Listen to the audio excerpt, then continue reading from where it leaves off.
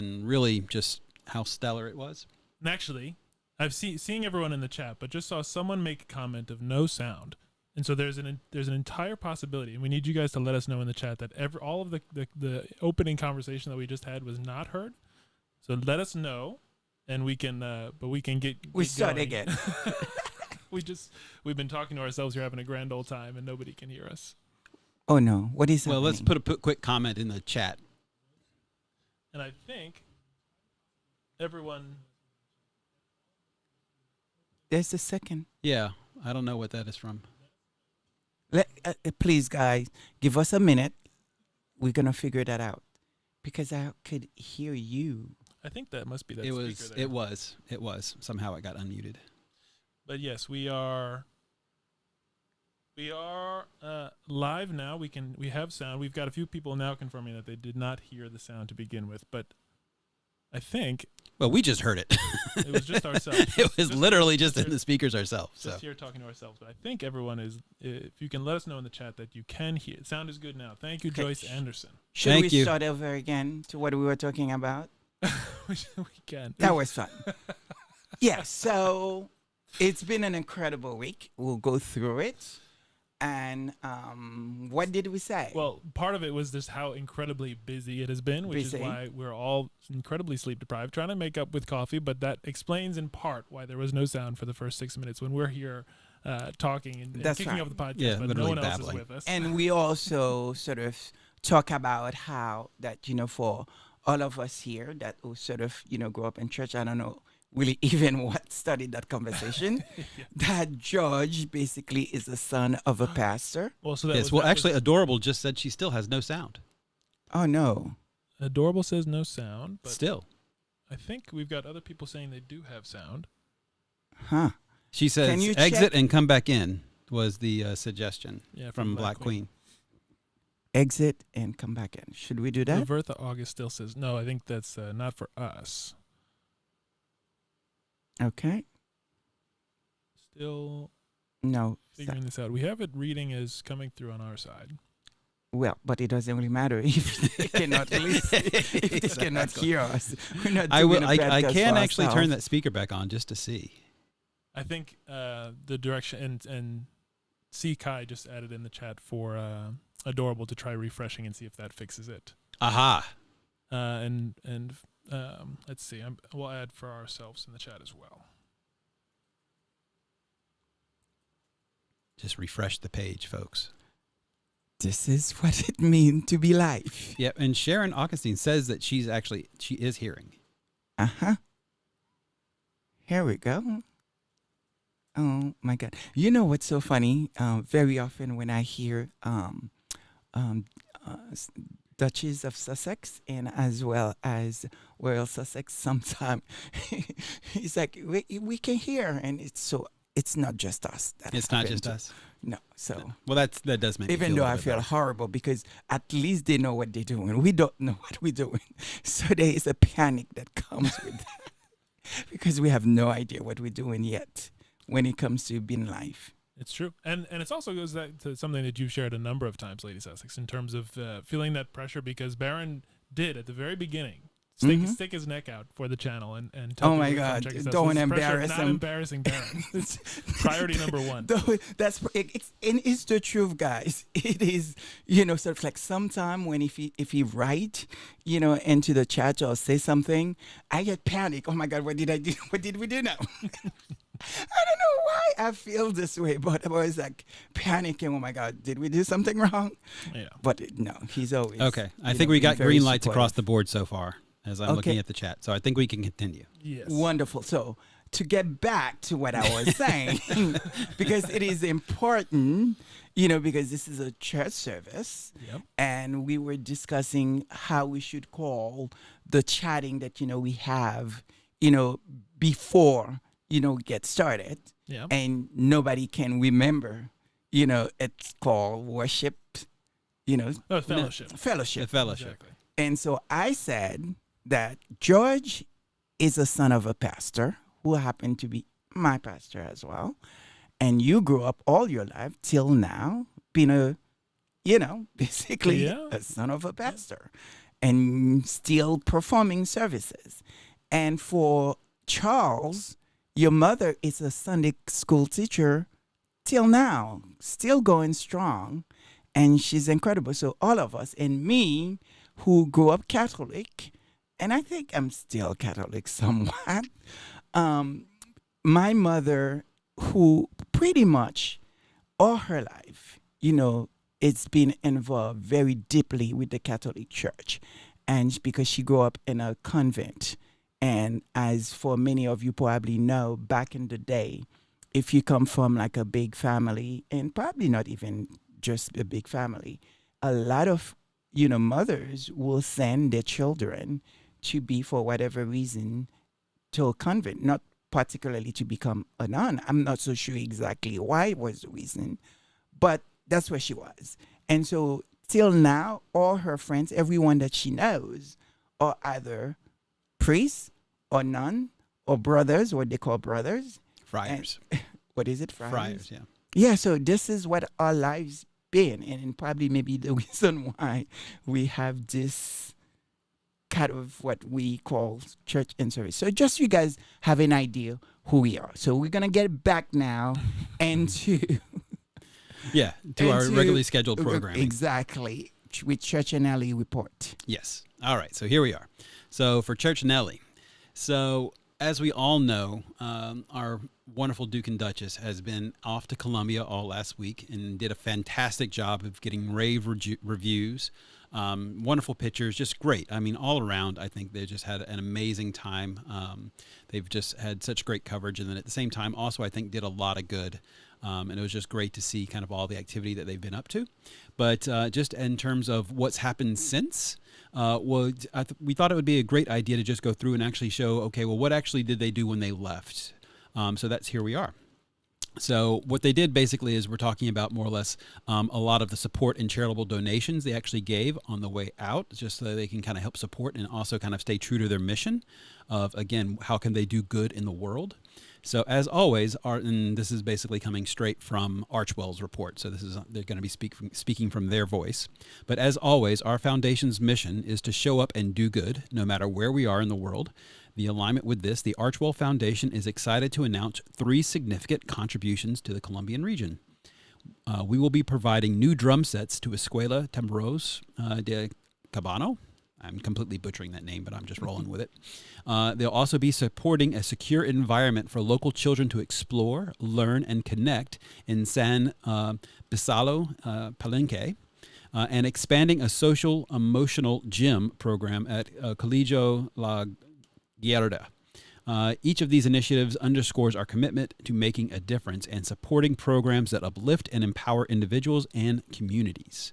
So the impact, basically, this is what they always left behind, is their impact, the gifts they brought, and the things that they do and continue doing.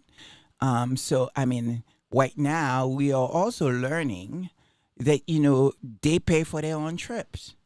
And when it comes to the securities, so it's really now they have nothing to get them on, because even the securities like Royal Sussex as mentioned and which is printed, that regardless, the vice president would have the securities that was provided with her regardless.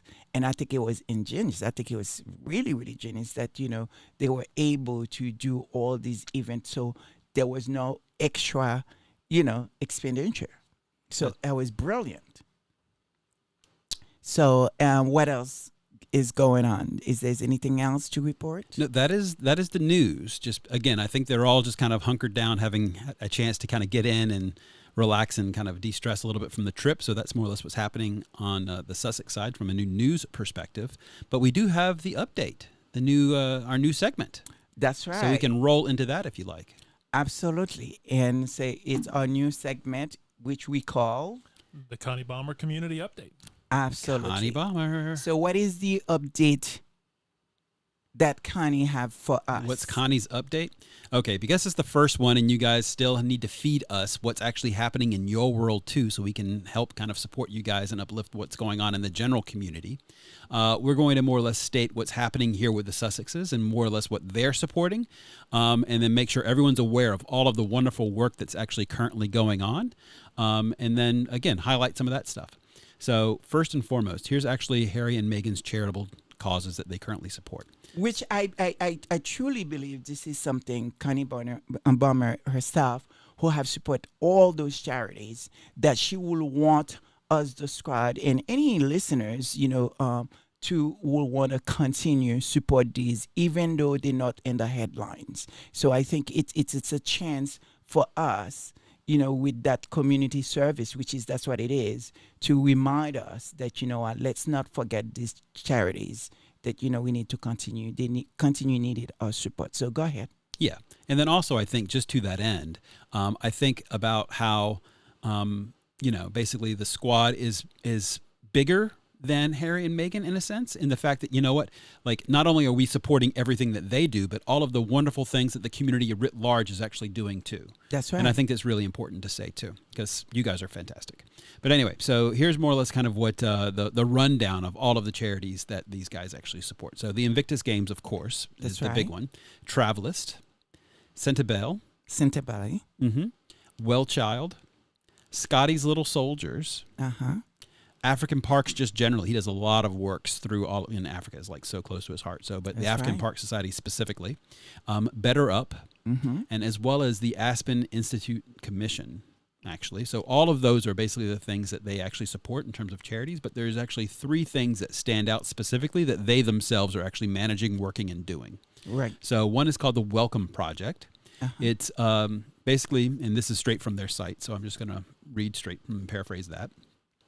With a belief in power of connection and a goal of uplifting communities, Archwell has launched Welcome Project in 2023. The Welcome Project actually supports women-led programming for recently resettled Afghan women to help build more inclusive and connective communities.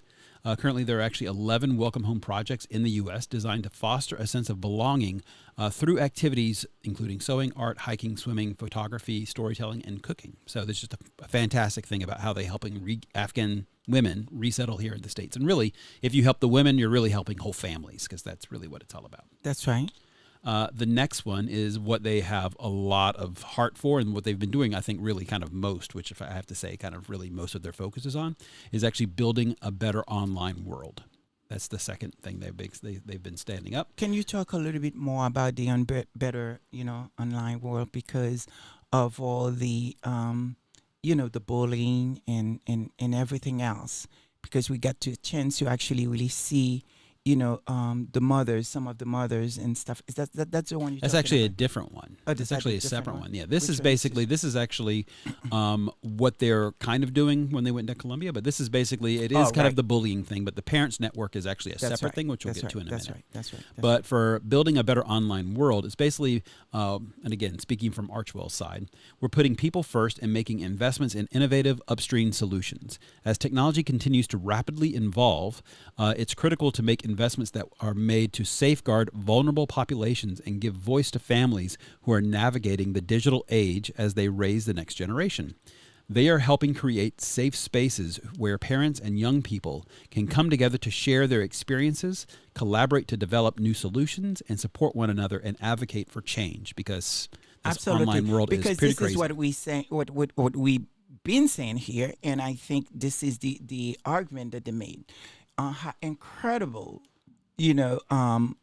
social media can be when social media is at its best doing this incredible work, incredible outreach that we have been able to actually do, even here defending all of us that are here who are so privileged to be able to stand for Harry and Meghan and help them go through what they been going through and still going through, and being able to support them, to have a platform.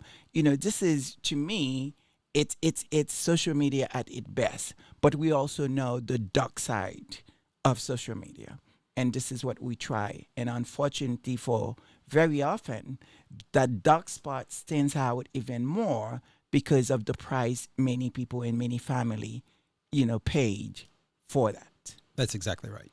And that actually gets to their next big thing, which you were referencing earlier, That's which is right. the Parents Network, which is Yeah. that global community, which actually just recently launched, which we covered when it did. The global community actually aims to provide crucial support for parents whose children have suffered from the harmful effects of social media. And what it is basically from facing kind of near fatal harm to managing ongoing mental health difficulties or experiencing a tragic loss of a child.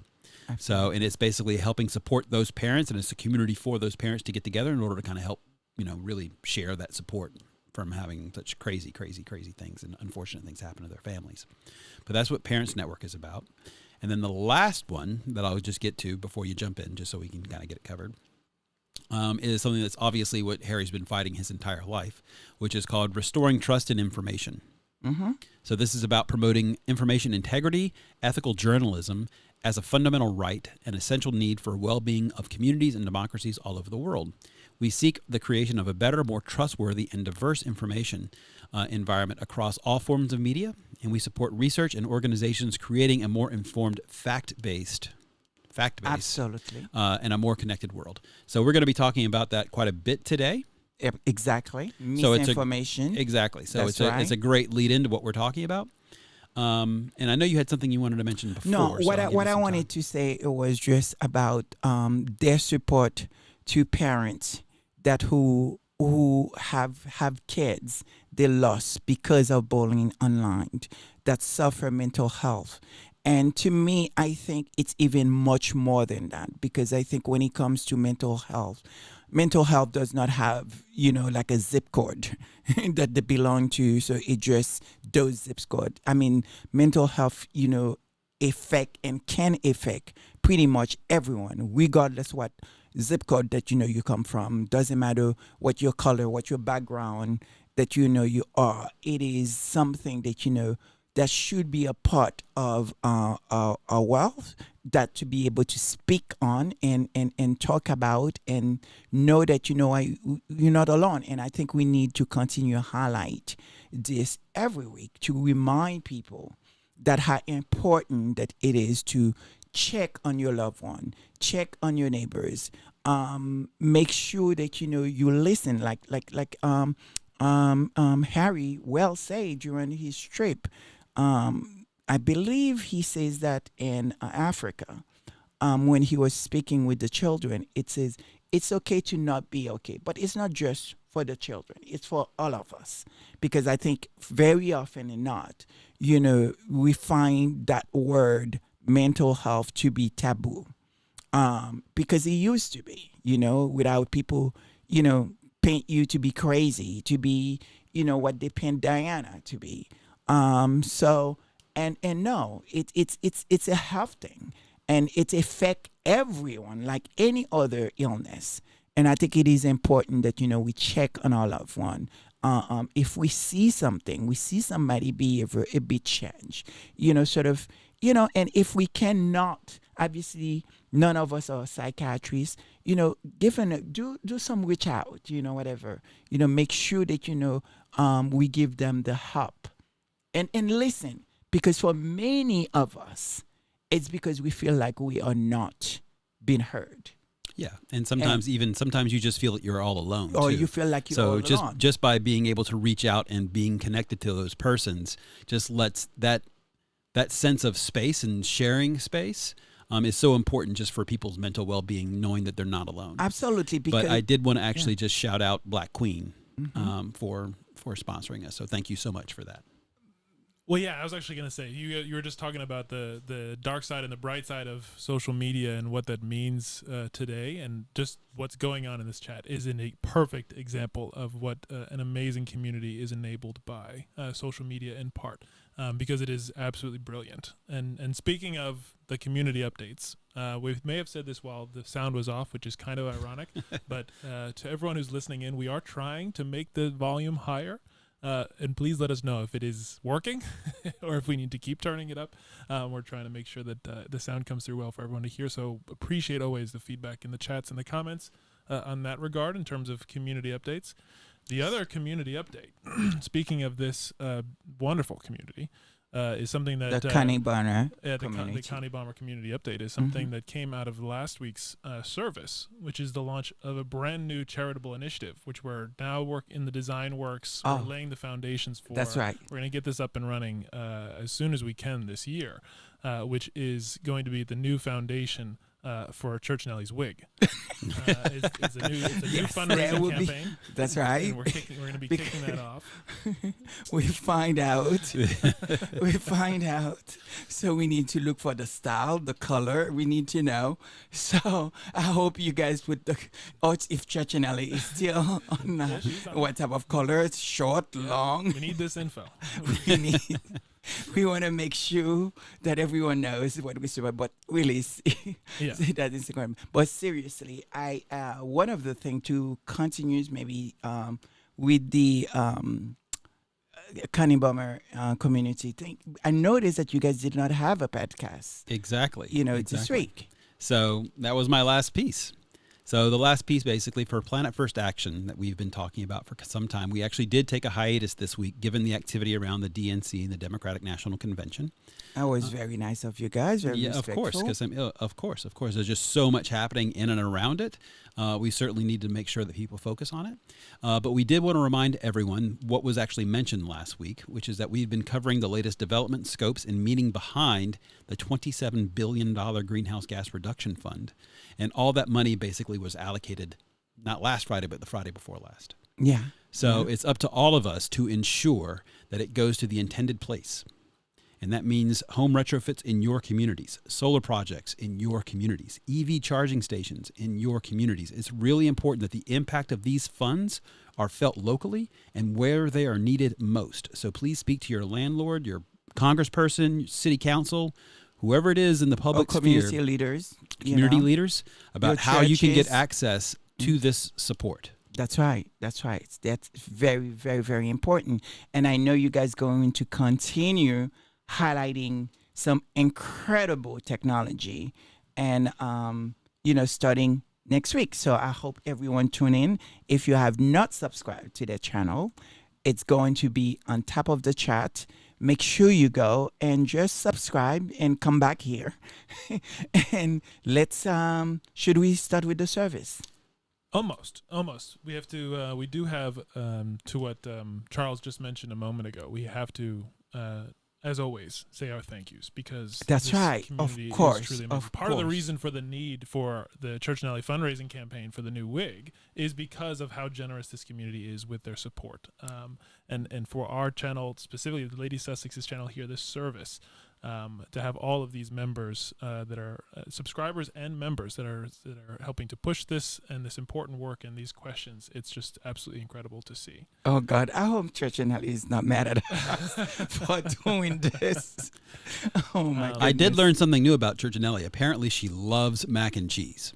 Oh, really? It is literally on fire right now about how much she loves homemade mac and cheese. Oh my God. I have to agree with that. It is amazing. Oh my God. So that's something that we need to look for. I mean, actually for you, Charles, that was from the South, because Church Nelly is from the South. So we need to figure out something out for a cookout or something. To cook out that accompanies the fundraising kickoff? Yeah, actually. Yeah, because I think she's in the South, and you're from the South.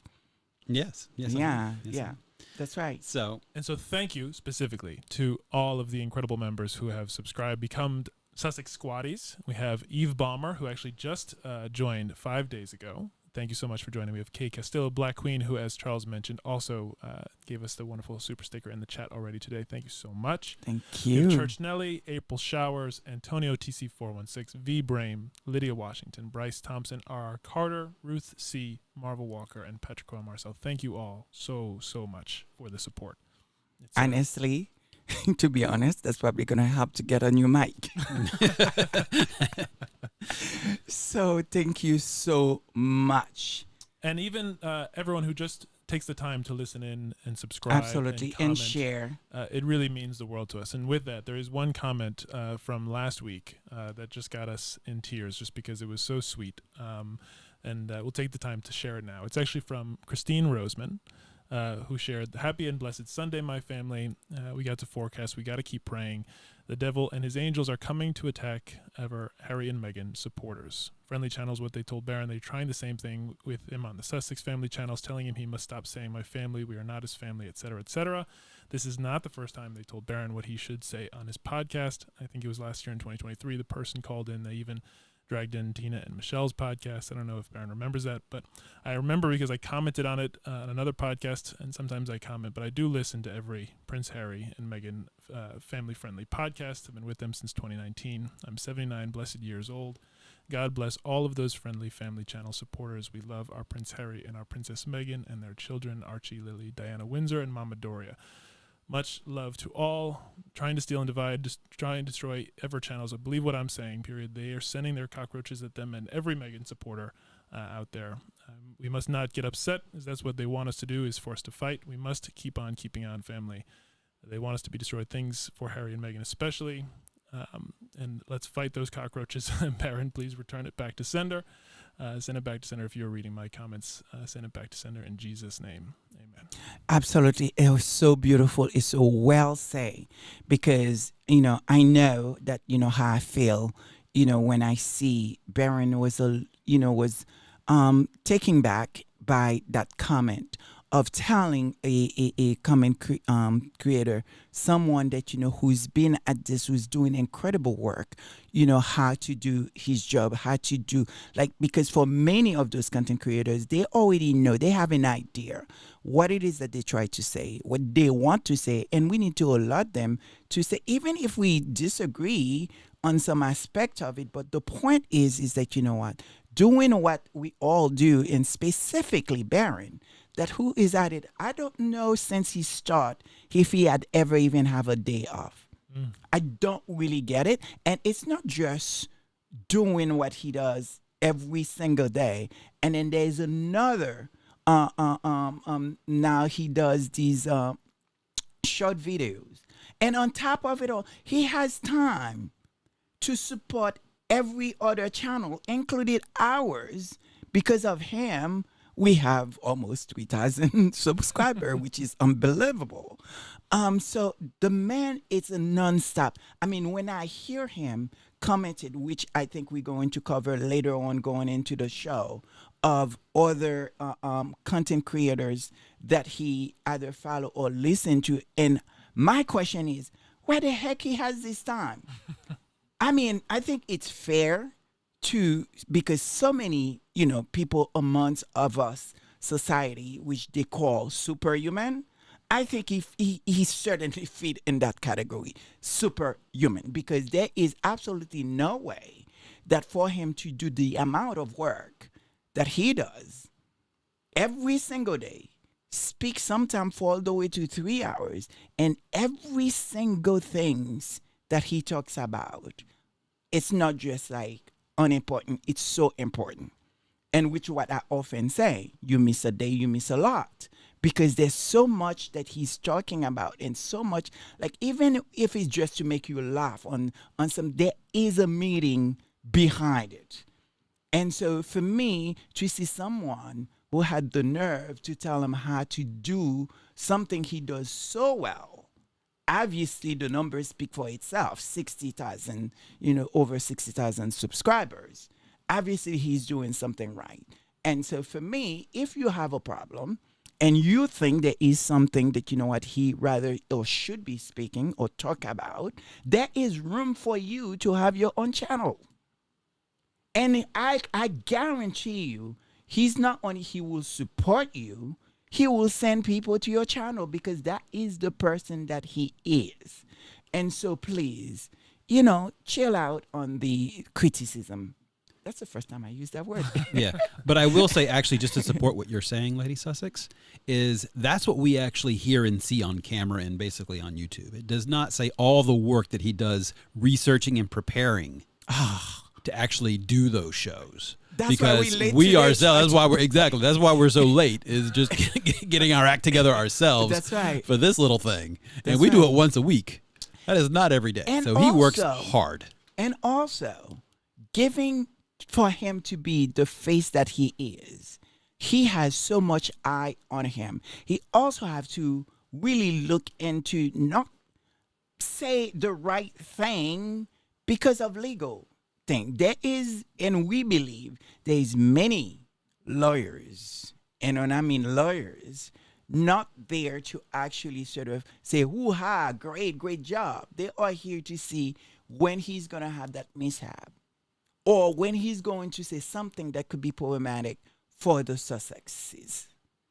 So please, guys, don't try to dictate. Even if you disagree with something or you think that, you can highlight more or whatever that is, it's all good, but don't tell him how to do his job or for that matter, any content creators. I mean, I have content creators that I don't really agree on some stuff they say, but I'm not going to tell them how to do their job. And you guys will see that later on in the show. So, continue, please. Yeah, and with that, we can actually get to just wrapping up those thank yous. And with that, there's another big thank yous too, even just in the chat right now, to Lorna Williams for your support and Church Nelly for that donation as well. Thank you again. Oh my God, thank you for these supports. And thank you, Church Nelly. We'll probably start the service, but just only after we again acknowledge, as we must do, because it is important that we are not experts. And even though this is a church service, we are not here to convince anyone to change their religion. We are simply here because we think it is important to ask questions and to highlight those who we believe are doing incredible, important work to make the world a better place, people like Harry and Meghan, and to support them. And to be honest, it's fair to include the Sussex Squad, Exactly. The initiative, the fact that the what they support, these charities, that again, that continue doing amazing, work out there. And because of that support. So that kind of leadership, it's needed and it's wanted. And so, yeah, absolutely. So that's why we are here to do, is to be having a small part of that. So let's get the service started.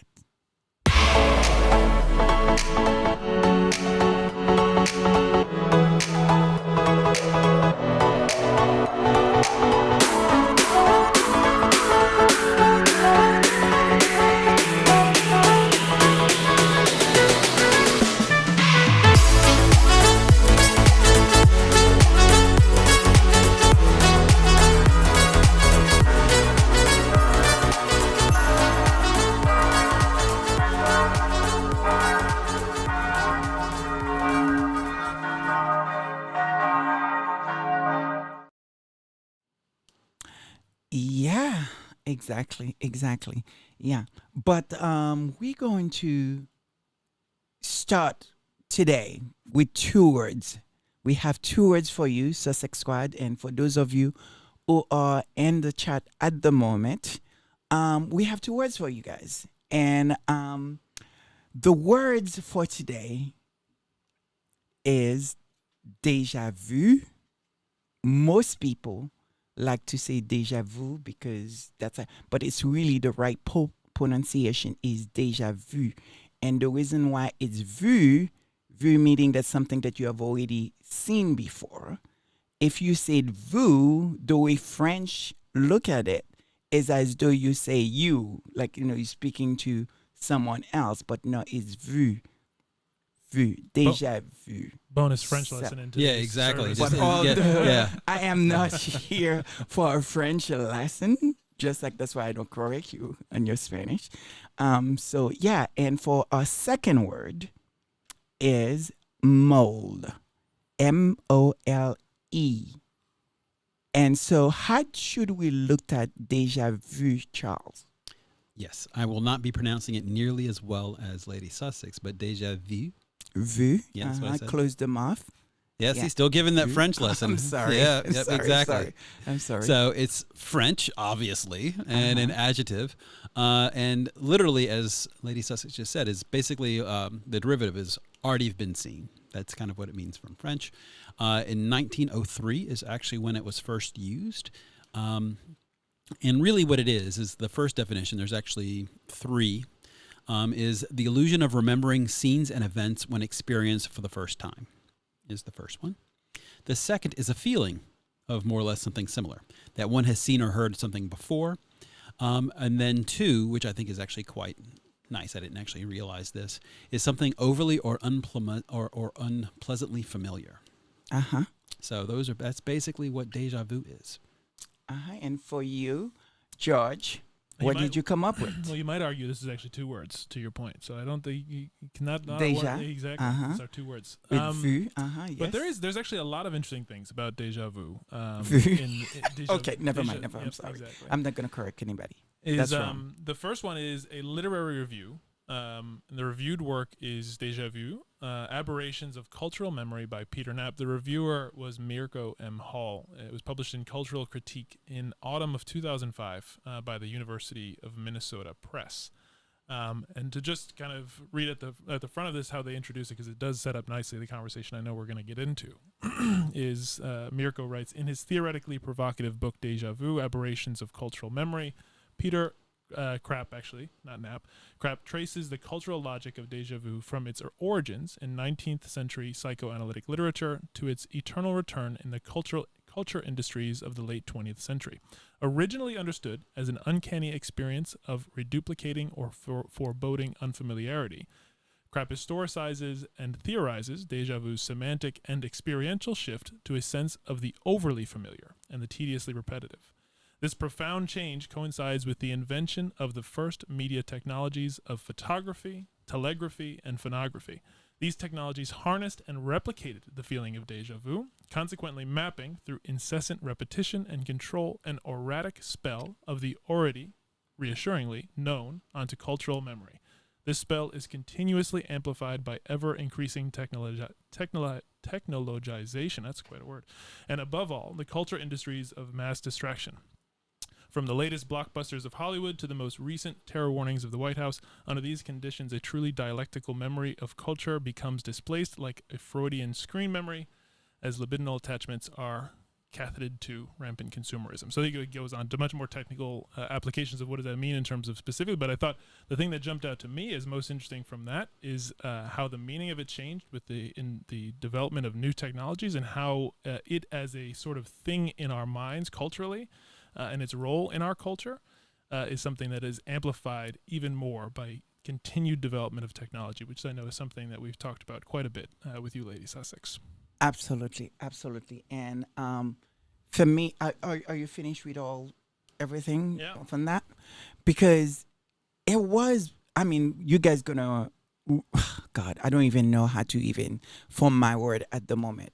How brilliant, how incredible Royal Sussex Baron was throughout this incredible tour, and to remind us it is something we have seen before. There is something familiar with this tour in Colombia that was supposed to be doomed bad.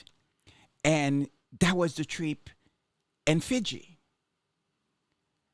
There is something very familiar. There is a feeling. There is an embrace. There is a power. There is so much that you can look at how people was embracing them. And the fact that they were standing up on a balcony, the same place the late Queen have stood once before, and to have the crowd around them, applauding them and yelling and screaming as though they were the monarch. How incredible, to that same feeling and reminder when they get to Colombia and seeing the people, how they embrace them, being on the stage with all the noise and all the people, and something very sort of not freaky, but something mystery, something like where deja vu come into place, where when you looked at the head of the stage and you looked at the head of the hotel that they had stood, how close and designed. It's one of those moments that, you have chill. And it was incredible point for Baron to actually sort of point out. And at that moment, it's almost like I had chill. To process and still not really clearly finish processing how incredible this trip was for them.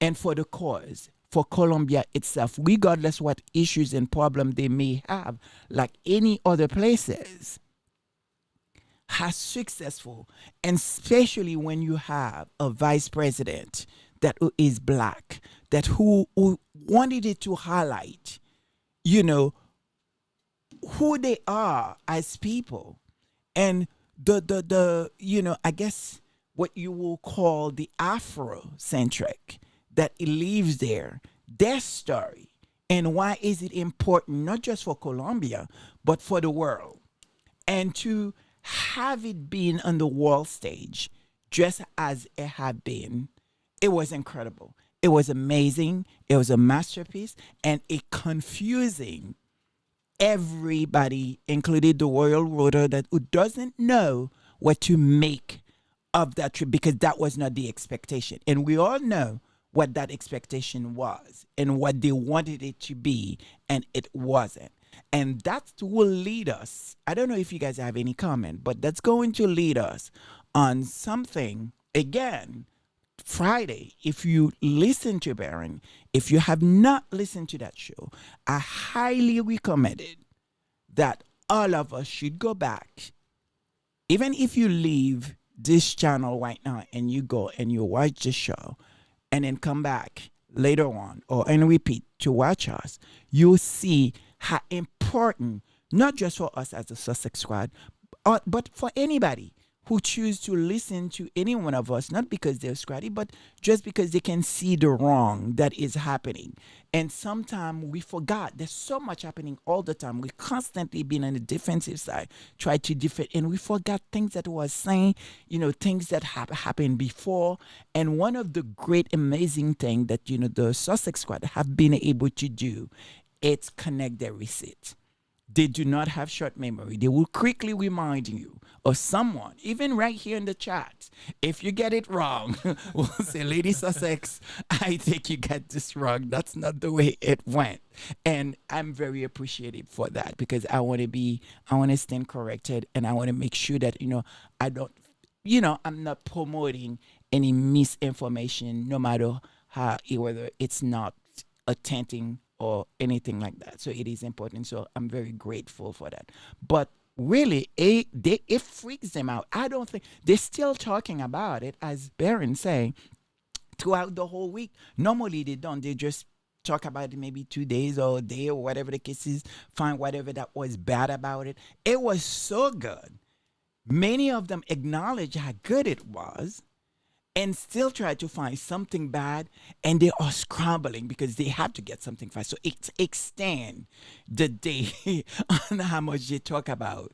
Really, that done really well for Colombia and for what they try to do. Is there anything you guys would like to add? Because I know all these things are my views. It's not particular you guys' view, even though you guys are here to support me, and I want to make sure that, these are my views and this is the way I see it. Is there anything you guys like to add on? Because if you don't have anything to add on, I'm going to continue. I'll just say I think you're exactly spot on, that I've never seen a group keep receipts like the Sussex Squad. This is true. And we also have clips. That's right. And so to begin, and again on the Deja Vu, because we all know, we all reminded, or maybe can be reminded, that what it was like for the Sussex Squad after the Oceanic tour, when it was so incredible that right after that, they become enemy number one. I know many people say that's where sort of, all the vulgarity and all the bad things that could possibly happen to started. I will argue that, the beginning of it, from the moment that, Harry introduced, Meghan, because the kind of horrible thing these people, to a point where Harry had to stand up, was really bad to his, to her family members. That was bad, But it really scale after that too, to see how great they could be, how like the light they were taking away, and what it would mean for the royal, which should have been a great thing, but somehow they view it that, oh my God, we are freaking out. A black woman, a biracial woman, get to be in the same place where the Queen had once stood and having that kind of response. No, we cannot have that. We cannot have that. So they had to find a way because it was that good, because they had the power. They had to sort of find a way to destroy that momentum. And but you know what? What God created, you can never destroy it because it was incredible. But God wanted us to have one more time at it. And I'm sure we're gonna have many more. And that trip in Colombia. Oh my goodness. We got to relive that moment again once more. It said this time, there's not much they can do about it. They cannot rush our princess Megan like they did in that. I guess it was a marsh. We call it marché. The way they did when people started greeting her and how they greeting her, they rush her out.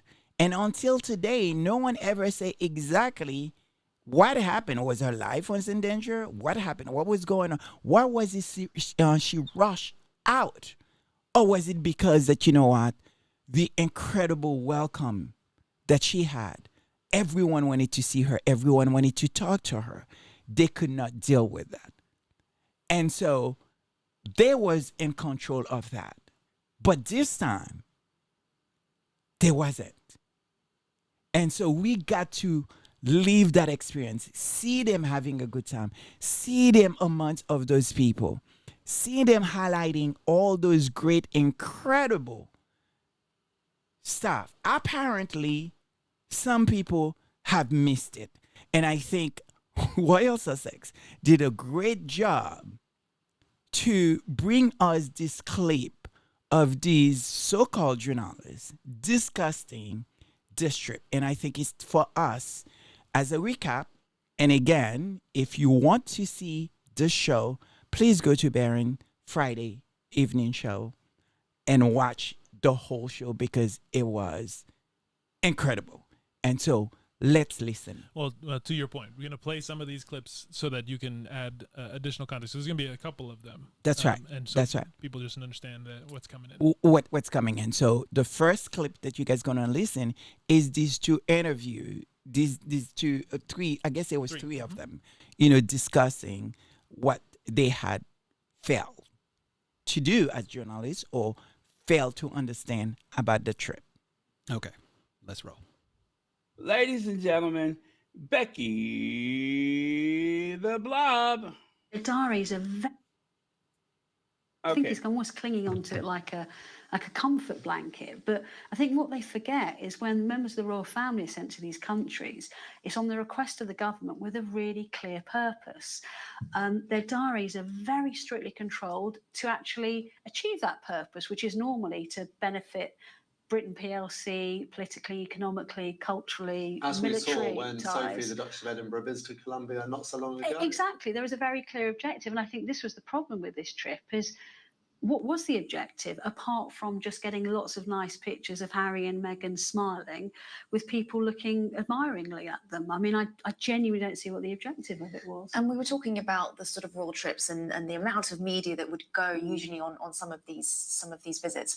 And with this, they had very limited media access. Yeah, and I think actually, Jess, this was fascinating because obviously Harry again has railed long and hard against journalists like me, for example, who cover these royal trips. Generally, what he believes is a very close relationship between the press and the palace. And yes, you do get to know these people because you work alongside them. But I can actually say, a hand on heart, they do not try to control what you write. There are too many trips for me to account here where I've written stories that have caused big problems for them, but because they're true, they accept we have a free press and we have a right to publish them. But in this case, Harry's team turned down every application from everything from the BBC to the ITV to even very pro Harry and Meghan newspapers like the Telegraph in UK. All of those were turned down, and they invited one single digital journalist from Harper's Bazaar that didn't have a news background to cover their trip. But what they did was they asked that person to put out reports each day to any media that was interested. But of course, everyone's interested. Well, everyone's interested, but they weren't news reports. I mean, I know people who received them and said it was like reading something out of Mills and Boon. It was very saccharine. There were no news values in it. A lot of things were actually missed.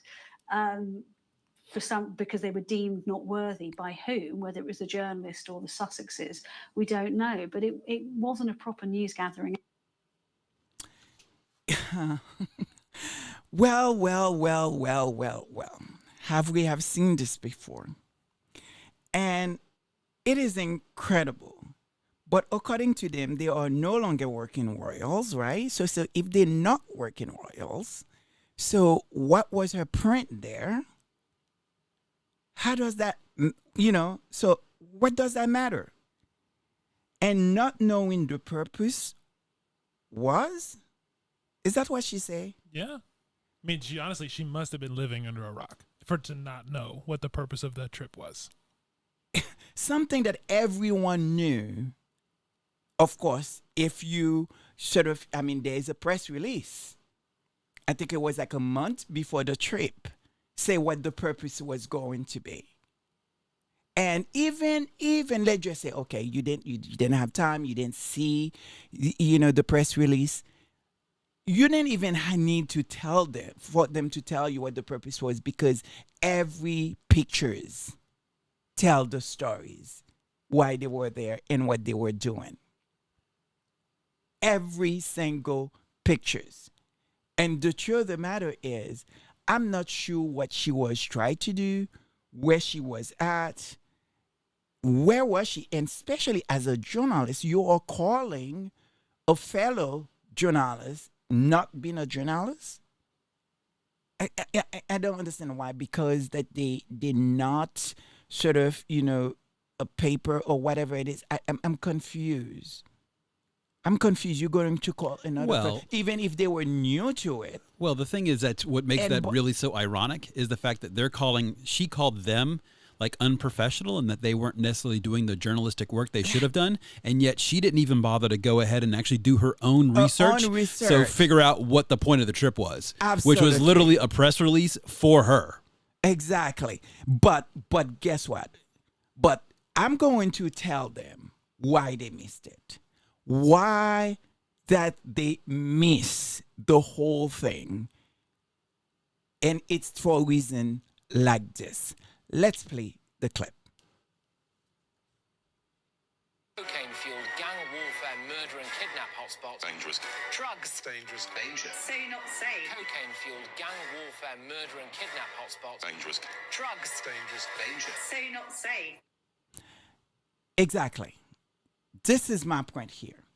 If your focus was to a country that other royals have been visited before, your whole time that you spend, it's to sort of highlighting the worst of that country, to only want to be focused on the horrible things that's happening, as though that's what they were going to go there for, not for the good, not highlighting anything that they were doing, and bashing the country, disrespecting the country, disrespecting the citizen of that country. You spend all your time doing that, then how do you expect to know what that trip was? And to saying that, there was a sort of, block. I don't believe there was a block. I mean, this is something we all know when it comes to, or at least now, for most of those tool media, with celebrities or royals and everything. I mean, there is I guess what you will call, I'm right about this. There will be a network that cover, and then they will send all these different sort of things to different other network. And I think that's how it's done. I mean, if you take the Royal Yotas, isn't that the whole? Is that how you call them? Rhoda. You're saying something out of Star Wars, I'm like not, Royal Yodas around like with lightsabers. I'm not being disrespectful, really. I'm having problem with that kind of pronunciation to figure out Yota, Wolf, Yoda. It's really not. Deja I'm not vu. Yeah. But anyway, isn't that what their whole point of being is that, in it just a few or inclusive of people that they pick just to report on the royals.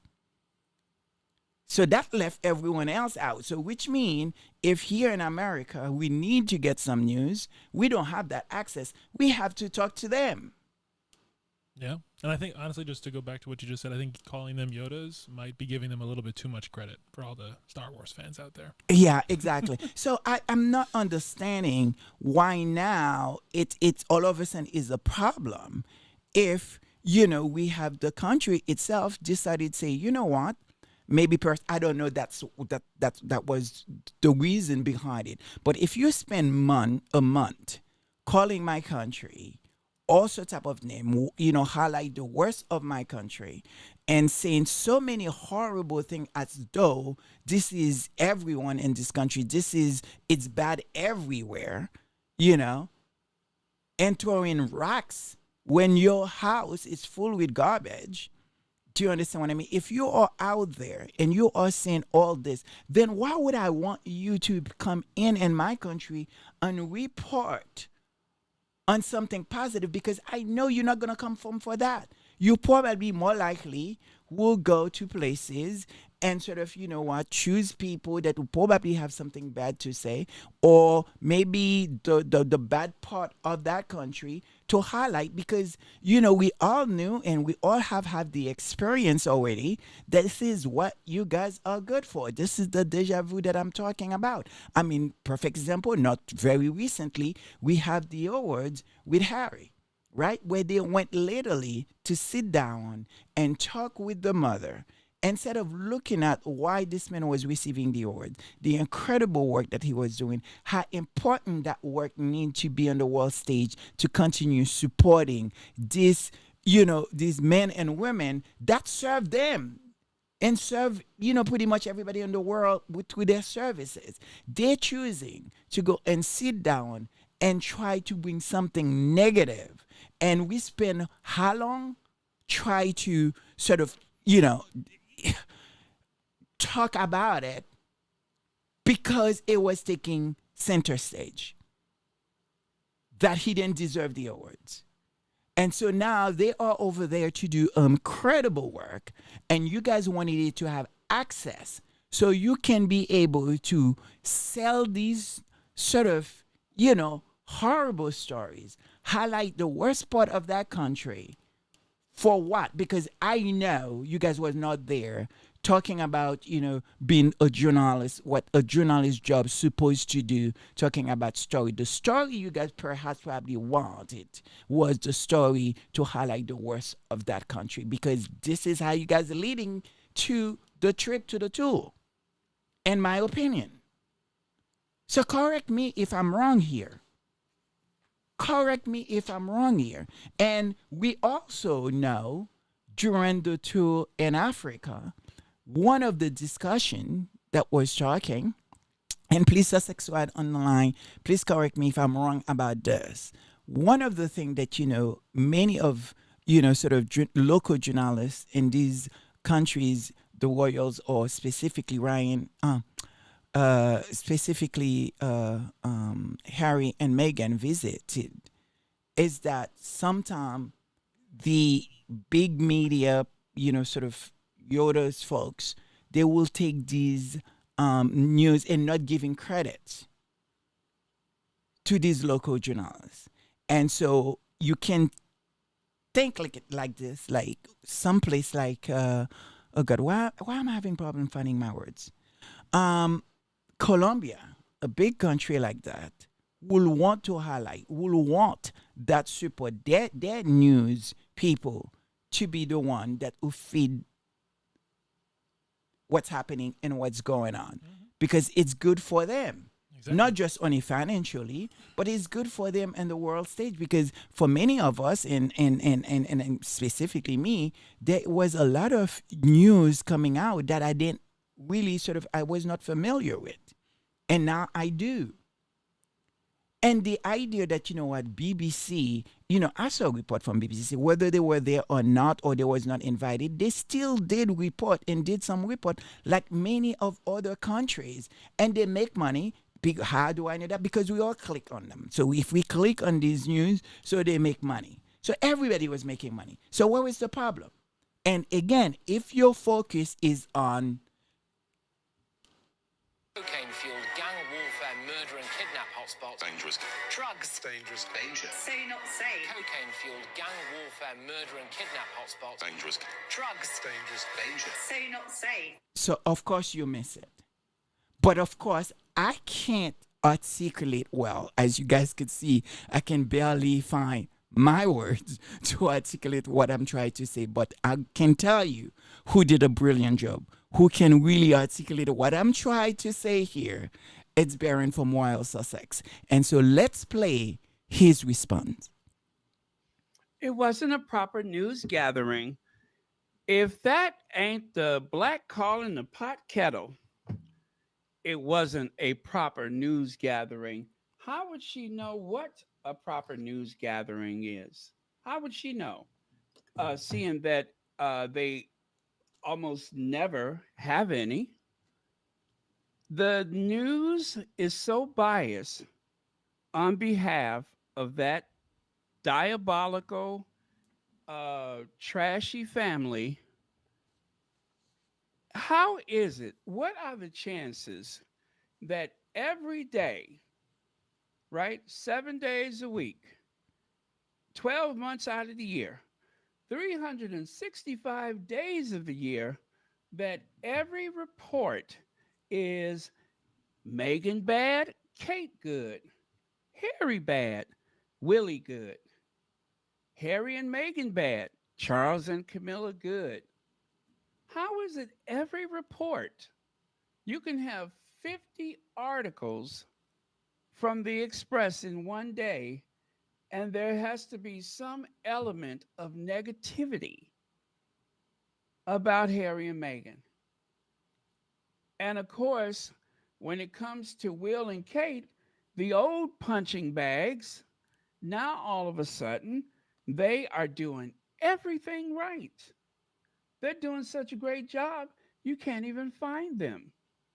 They're doing so well, you don't even know where they are. How would you? They're doing such a great job, they're practically invisible.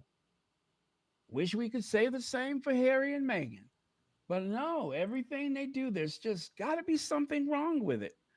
I have never seen anybody as rich and privileged as Harry and Meghan being treated like fugitive slaves.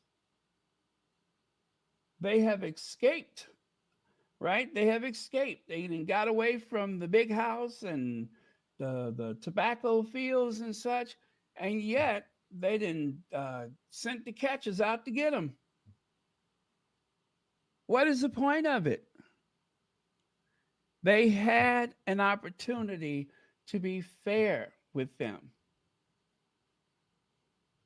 and they chose to honor the invisible contract. And as Big Mama say, not a big mad. I'm telling you really right now, this was brilliant. There's no way I can ever articulate a statement like this the way he did. I mean, that's why I needed his clip to make the point, because I don't think people will have any idea what it is that I was trying to say. And he summarized really, really, really well. Well, with that, and also some additional amazing contributions from the chat too, because Arlington W shared that is amazed that the British media can talk or write anything about Harry and Meghan without first saying that Harry is suing my company for violations of journalistic standards. Exactly. And then Black Queen with another amazing contribution in the chat. Thank you so much, Black Queen, adding that the hypocritical capacity of the UK and British media to spew evil about other countries when their centuries of brutal and inhumane colonization have destroyed millions of lives physically and psychologically that resonates today. Amen. I mean, it is sort of, insane. But as we were trying to make sense of it all that deja vu. Try to sort of, what are you talking about? And I actually was a little bit, I would say upset, but disappointed. Because we have one of our, well, they don't describe themselves really to be scrawny, but a content creator that I really truly admire and love and support, that who really went to the dedicate one of the show that they produce. And if you know who I'm talking about, please do not say their channel on the chat. But one of the things that they were talking about, the fact that they think that Harry and Meghan should have granted to access to some of the media because Diana did that. And that's what Diana, sort of, I'm not really exactly sure what they were trying to achieve, making a stand. And so that was really a little bit disappointed because we are all here, included this content creator, defending Meghan, Harry, and our Duchess, and our princess, and our, Duke every single day because of the lack of fairness in the media, specifically the tabloid. And there is some media that probably should stand up and actually, sort of help us fight those kind of misinformation, because the damage this is really doing to an incredible job that I really admire, which is being a journalist, the responsibility of it. And I wish there was more media people that distinguish themselves, because you just heard this woman call herself a journalist. And I wish that they did. And so for they to say that, somehow that, they think that, what Diana probably did right, whatever what was going on, in her life at that time, is just the fact that, she pretty much gave the media an access. So therefore she was able to sort of, have a voice in somehow. And yes, Diana did do that. Yes, Diana had whatever that complicated relationship with the media. And we all knew that. But the difference is between Diana and the Sussexes is that there was no social media where she could have another way to actually speak to people, to her supporters. That was point one. The second point is, at that time, spite of that, everything the media put Diana through, and she paid the ultimate price with her life, she didn't have the racist compartment attached to her. She didn't have anyone just put a picture of a monkey to describe one's child. There is so many things for everything she's been through, and she's been through a lot. That is a very different thing that, we're dealing with the media. This is a very different battle that we have right now.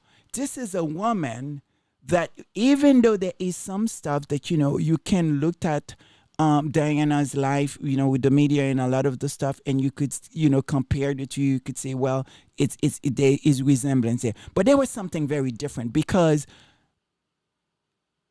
Meghan, till today, it's still not being accepted into that so-called world of aristocrats. And for many of their problem it seems to be, that is the point here, that, a biracial woman can now not only share blood with us, with her kids, but now it's on the top of the food chain. And we have a problem with that. Where with Diana, one will argue, and I certainly will argue this here, in my opinion, make the Windsor more British. She was an aristocrat herself, that her lineage make the Windsor more British and English. So no, it's not the same. And I think that, you know what, I was so on Friday show was so happy because I didn't know, because obviously I'm not never going to tell any content creator, sort of, I have to respect their opinions, and everyone is entitled to their opinions, and it's okay. But I was a little bit disappointed because I know they are so good at defending, Harry and Meghan, and they are so good of just going at the media. And so I wasn't really so sure where they were heading with this kind of comment that could be a bit damaging to Harry and Meghan when you don't understand, because we don't know that, the fact is that, what plan, how the whole structure or who report what was structured. There's a lot of information that, we don't have. You say you have something to say, George. Yeah, and I think it's actually important because it to what you shared before about how you share your ideas and making sure people don't also misunderstand you. What you were just saying about the difference between Diana and Meghan and Harry. That's right. And Diana's joining the family, making it more British. It's actually something that you were just sharing with Charles and I the other day in terms of one of the British outlets having it was a radio station that had a guest call in to talk about what does it actually mean to be British, and the guest was of Pakistani descent but had been born in England and was very much that's right. English, that was really British. Good. Uh-huh. And there was an incredible conversation. We probably should put the clip to it, just showing the lack of comprehension of people equating being white and of Anglo descent as being British, when the truth of the matter is very much today that is not at all the case. So I think where you are just going in terms of and he was a journalist. Exactly. He was a journalist that who agree with the Republican Party of over there, but yet they do not want to consider in everything that he was trying to say. He literally, I wish that, we had prepared and we talk about this. I would certainly put the clip for you guys to listen. There was a whole conversation, him trying to convince the guy, why isn't he British when he's born there? Exactly. So to what you were just saying with Diana joining the family, the difference for Diana, it's part of it is for a lot of those people that have a certain idea of what British is that is not reflective of what it truly means to be British today. That it maybe resonated with them in that sense, where it's not actually to speak to whether or not she was more or less British. That's right. Thank you so much. But again, I think this is where Royal Sussex coming in, where Baron coming in, and with the incredible report to remind us, first of all, if you are not a part of that reporting, there is a reason why. And so let's play this clip. So anyway, Prince Harry and Meghan tell tabloids no more cooperation. Now, I don't know if you remember, picture it. The United Kingdom, 2020. The Duke and Duchess of Sussex have watched people they know, as well as complete strangers, have their lives completely pulled apart for no good reason, other than the fact that salacious gossip boosts advertising revenue.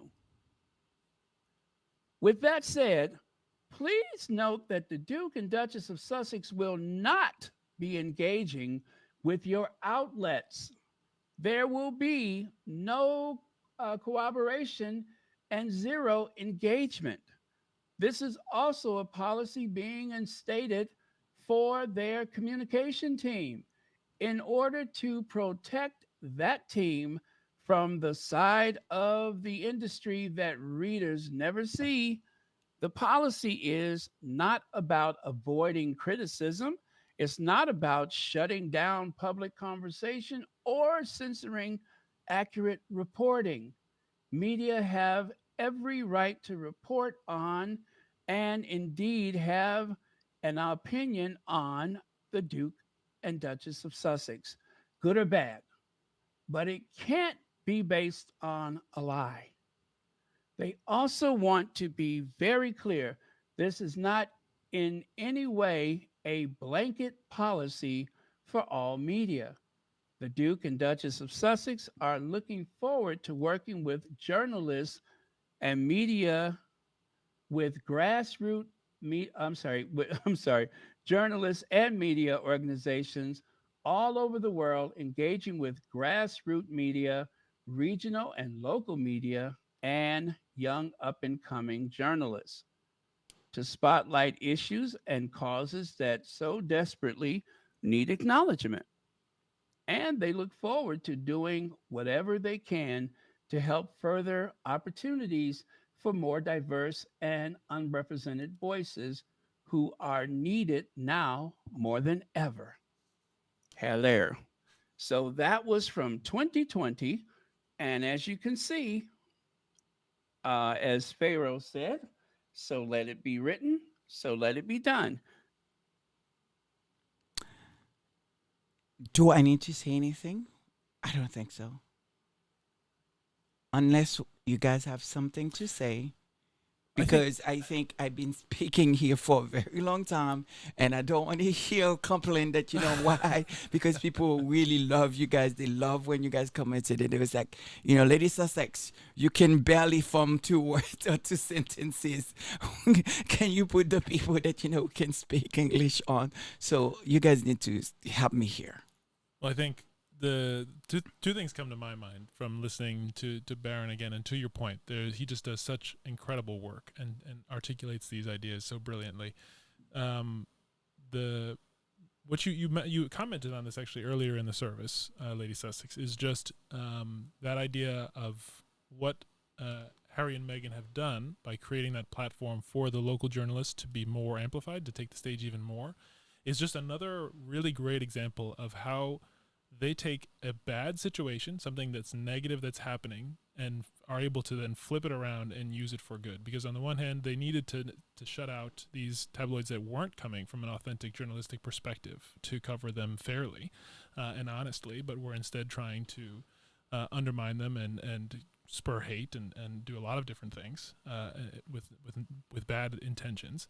And so they needed to shut them out, but not just shut them out, but in so doing also flip that around and create a good with it by giving, as they said in this statement back in 2020, and as they are living today with what they just did with the Columbia tour, to take that opportunity to empower other reporting voices, other outlets, young up-and-coming journalists, to do all of those things and to be able to use their celebrity, but also all the things that kind of come at them from a one sideways angle, and then be able to use that for good. It's just absolutely brilliant. It's another example of how they've done that. That's right, because it's like 1 minute you hear that, you know, oh, they don't have money, or it's because of their brand, or it's because of this. The next minute that, you know, they're talking about that, you know, how much money they are getting. And it's like, come on. What is going on? What about you, Charles? Please add something, because I know people want to hear your voice. Yeah, I mean, it's similar to what George was saying as well. But I mean, it just goes back to what Baron had mentioned. I mean, at the end of the day, this is not a surprise. That's right. This is not a surprise. Like, if these people went and actually paid attention and were actually authentic and held up to any kind of integrity, they would realize why it was done. There should be no surprise. And then they could also like form an objective opinion about why, like what they were doing. So I think that, you know, the entire thing about how British media is just being completely... and particularly the tabloid media, because it's not all British media. It's true. But how the tabloid media specifically has just really, you know, tried to shape and steer the narrative away from like any kind of factual conversation and truth. And so why in the world would they actually want to invite someone over there in order to kind of deflect what the good intentions they really have really are? that just is counterproductive to what their mission is and what they're trying to do. And at the same point, I mean, even when we were talking about in the Church of Nelly report and actually what was going on in Connie Bomber, by the way, Connie Bomber, I just say that you just popped on, so what's up? But even in what was going on in that particular report of saying that, look, what of the core aspects of what they're trying to do as a foundation and what their true belief is actually truth in media. So why in the world would they help support people who are not doing that, who are really antithetical to what their true purpose is? So, and then also to what George was mentioning, when they have other alternatives, which is actually supporting and uplifting people who are doing a good job and actually spreading positive news and trying to actually make the world a better place. Which we need. So, we yeah. need. There's so much, sort of bad going on right now. Sometimes you just want to tune it out. You just want to hear, is there any good thing it's happening? Yeah. And I think the other thing that comes to mind from this situation specifically, and with Barron's reminder for everyone of what was actually articulated by Harry and Meghan in 2020, it goes actually to something we probably should include in the Connie Bomber community update, to which Charles just mentioned. So great to see you, Connie, and thank you for the membership, for supporting the channel as always, incredibly as you do. But that something that we've talked about quite a bit in these services, which is really what is the dangers and risks that come from technology. Because when you look at Harry and Meghan in this situation right now, you look back in 2020, you look at what they said they were going to do then, and you see that it is consistent with what they are doing today. They have a track record, and you can trust them and you can believe in them because what they say they're going to do, they do. And there's an authenticity that is important for social cohesion, for us to function as a society, that requires that trust where you can understand where people are coming from, what they're going to do, that they are going to do what they say they're going to do. That's really, really important. But at the same point, from another topic we've been talking about a lot in this service is what is the sort of changes that are coming from technology. Technology enables us. We mentioned it the other day when we were new checkboxes for content creators, that you have to check whether or not your content was AI generated, if it is meant to look like a real person, but it's actually not a real person. There is a whole new range of technology to make it appear as if there is a track record of something, of someone doing something or saying something that is not necessarily legitimate. And so that goes to the importance of the work of communities like the Sussex Squad, where you're not only retaining the physical, so to speak, receipts of what was actually said in press releases and on websites and things like that, but also cultural memory as a group, as a community of that. Did that happen or did it not actually happen? Because there is the ability to fake those things down. So that's something that maybe should just be part of the Connie Bomber community update going forward, is that reminder of really what does technology, what does it enable in good ways, but also in not necessarily good ways. Well, you guys are the expert on the technologies, and especially of today. So I leave that to you guys to, but it is, I just don't really get it, because one of the things that, our Duchess, Meghan, said when she was really going through it in Africa, the first tour that they have as a working royal, she said, I didn't expect this to be easy, but I was expecting it to be fair. And fair they have not been. They have not been fair to this woman. It's almost like, when they aware that, she wanted to unalive herself, you thought that, that will shock them because they will not want the same situation with Diana. It's as though they put their foot on the gas to see what they can get. And when it did not happen, or maybe they expect, well, we'll get her to do that, then they accuse her. There is no way she had that kind of mental health that will allow her to unalive herself, as though the only way she will be telling the truth is for her not to be here no more. Then that would have been true. Yeah. It's just insane. Yeah. Oh, yeah. And then, by the way, I want permission to follow you everywhere. Yeah. Like what? Like, exactly. Are you serious? And causing your your life to be hard, into even allowed someone pointed in a paper that how they can't wait for her to be walking around and for them to throw, faces on her. And that was printed in a paper. And that was acceptable. This is what we call journalism now. That we as a society, it's talking about having conversation or have the nerve to even accept or even sort of being tempted to hear someone it's saying to the public at large, to the world, that we cannot wait to see this woman being paraded on the street naked as she have faces thrown at her. Oh, and by the way, it wasn't actually just like anybody either. It was one of the biggest like stars in Britain saying that. Do you understand what? By the way, do you guys it was understand like not a nobody. Why the squads do what we do? Like, how is in the world that even possible?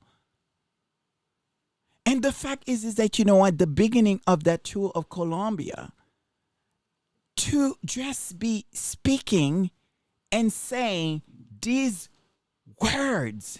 Cocaine-fueled gang warfare, murder and kidnap hotspots. Dangerous.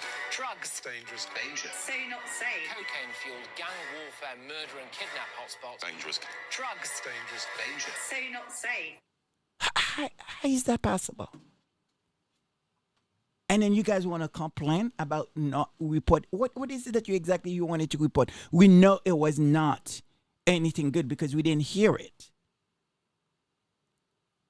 No, So, exactly. And I think to what you were just saying, the importance of what the Sussex squad is doing in that regard. Mary just added in the chat to not just the Sussex squad, but also that we must not underestimate the power of what H&M are doing. That they're changing the media landscape for the future, and they're doing it for Archie and Lily, and their objectives are very clear. And it is That's to right. that end. It is because there needs to be almost a return to journalistic authenticity and integrity. And Black Queen and everyone is in reaction to that, sharing that is exactly what they're doing. They're paving the way for a better future for the children, for everyone else. And it's Harry and Meghan certainly, but it is also communities like the Sussex Squad.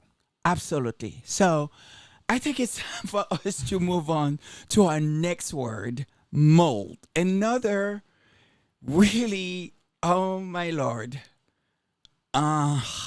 Gosh. I cannot believe we put this picture. Oh God, please forgive me. But anyway, I thought we'll have a giggle. So Charles, how should we look at the word mole? M-O-L-E for my own pronunciation. The way that Prince William's on the screen right now, you might be actually thinking we're talking about the physical animal of a mole. But no, mole. M-O-L-E. Yeah. So mole, like that's it was actually first coined in the 14th century. And I had no idea so many things are actually referred to as a mole. Mm-hmm. Like I knew, you just think about, okay, look, there's a couple here or there, but there's a lot. So first of all, you're talking about obviously the thing that you have, like if there's some sort of pigmented or spot or mark that happens to be on your face or on the human body somewhere. So you have a mole on your arm or whatever. Okay, fine. Mm-hmm. You also happen to have, as George alluded to, a burrowing insectivores with tiny eyes, concealed ears, and soft fur, the little animal that rolls in the Correct. ground. So fine. Yeah. There's also another one of one who works in the dark is actually referred to as a mole. So someone actually who is in caves and mining. I think there's an argument to be made. Yeah. A lot of these so-called reporters are working in the dark that they cannot even see. That's actually a really good point. Maybe we should start calling them that. We should start calling these silly reporters moles just because they're always in the dark.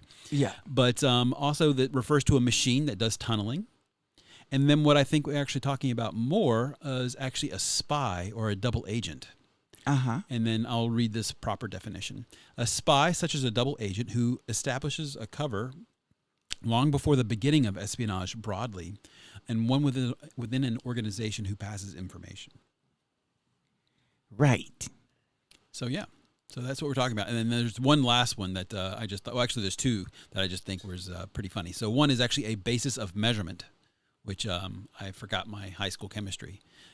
So that's actually just hilarious. That is actually such as atoms and molecules. There's actually a mole unit. Very much so. Yep. And then my favorite actually is because I love this, particular Spanish sauce, which is mole, which is actually a spicy sauce I know made somebody with who chilies else loves that. and usually chocolate, which is delicious and actually served with meat. Wasn't that the thing that, you always tried to convince me recently that you were thinking about making if I wanted to come for or bring some dinner for me because since I cannot leave, go nowhere? That was salmorejo. That was the Yeah. cold Spanish soup. Yeah, and no, I was the okay. one who actually requested the mole sauce Oh, at that that's particular right. time. Okay, And okay. also, just have to say, thank you so much for the super sticker, Connie Bomber. You Exactly. rock. What did she say? No, she gave us a super sticker. Oh, that's Yeah. so sweet. 'cause she's She's awesome. incredible. Yeah, so in terms of mole, there's as Charles mentioned, there's a lot of really interesting different ways we could go with this. But to the idea, and this is really pivoting the conversation as you planned from the initial part of the service, which is about the deja vu of Colombia, to what really might be going on also in the broader ecosystem, so to speak, Right. over in Britain. There's actually you all listening will very much appreciate this. A document that I'll just read the memo here. It says, per guidance from the Chief DRRB CIA Declassification Center, you may consider this document declassified. If you use an exact copy in your presentations, please draw a line through it. Use the information as you see fit. It was a notice in 2008. So this is declassified by the CIA. And what it is actually called the Simple Sabotage Field Manual by the Office of Strategic Services, published back in 1944 originally. And there's quite a bit that's interesting in here, as you would expect, just based on what it is. But what in their introduction they write that the purpose of the paper is to characterize simple sabotage, to outline its possible effects, and to present suggestions for inciting and executing it. Sabotage varies from highly technical coup de main that requires detailed planning and the use of specifically trained operatives to innumerable simple acts which the ordinary individual citizen saboteur can perform. This paper is primarily concerned with the latter type. And they go on, they go through some where there's actually destruction that's needed, but they say a second type of simple sabotage requires no destructive tools whatsoever and produces physical damage, if any, by highly indirect means, is based on universal opportunities to make faulty decisions, to adopt a non-cooperative attitude, and to induce others to follow suit. Making a faulty decision may be simply a matter of placing something in the wrong area. A non-cooperative attitude may be involved in creating nothing more than an unpleasant situation. There's a lot of very small things that you can do that can actually sabotage a broader operation.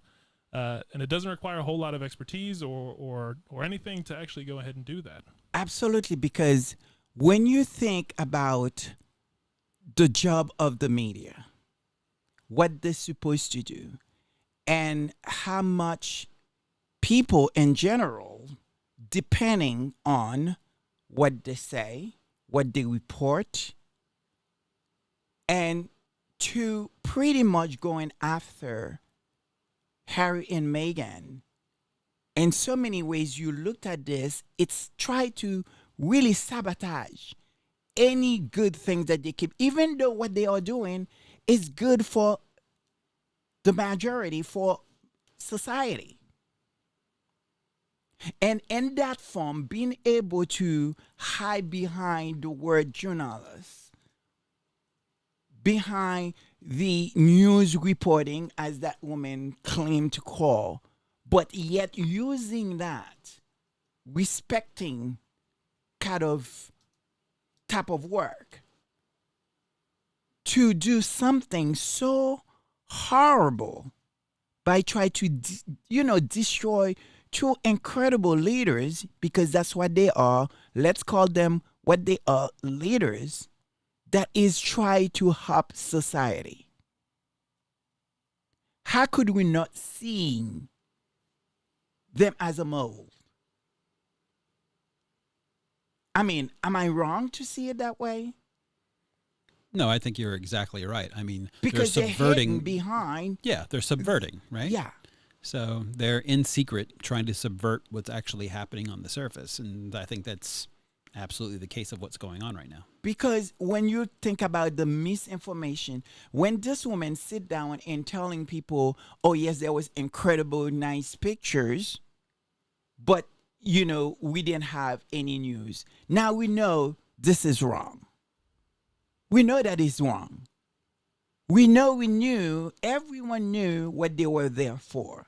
To actually saying that to a group of people that probably count on you to report facts, and you telling them that, you know what, you guys didn't know what they were there for.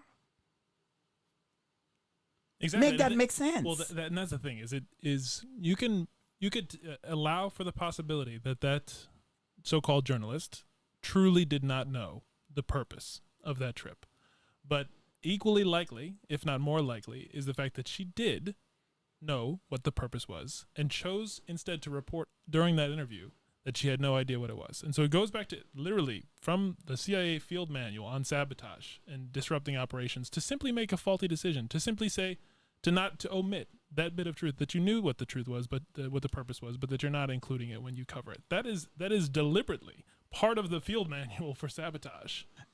Or we should say, maybe perhaps, let's give her the benefit of the doubt that she did not do her homework and coming in that sense, she have no business ever been reporting on anything, because it's very obviously you didn't do your homework.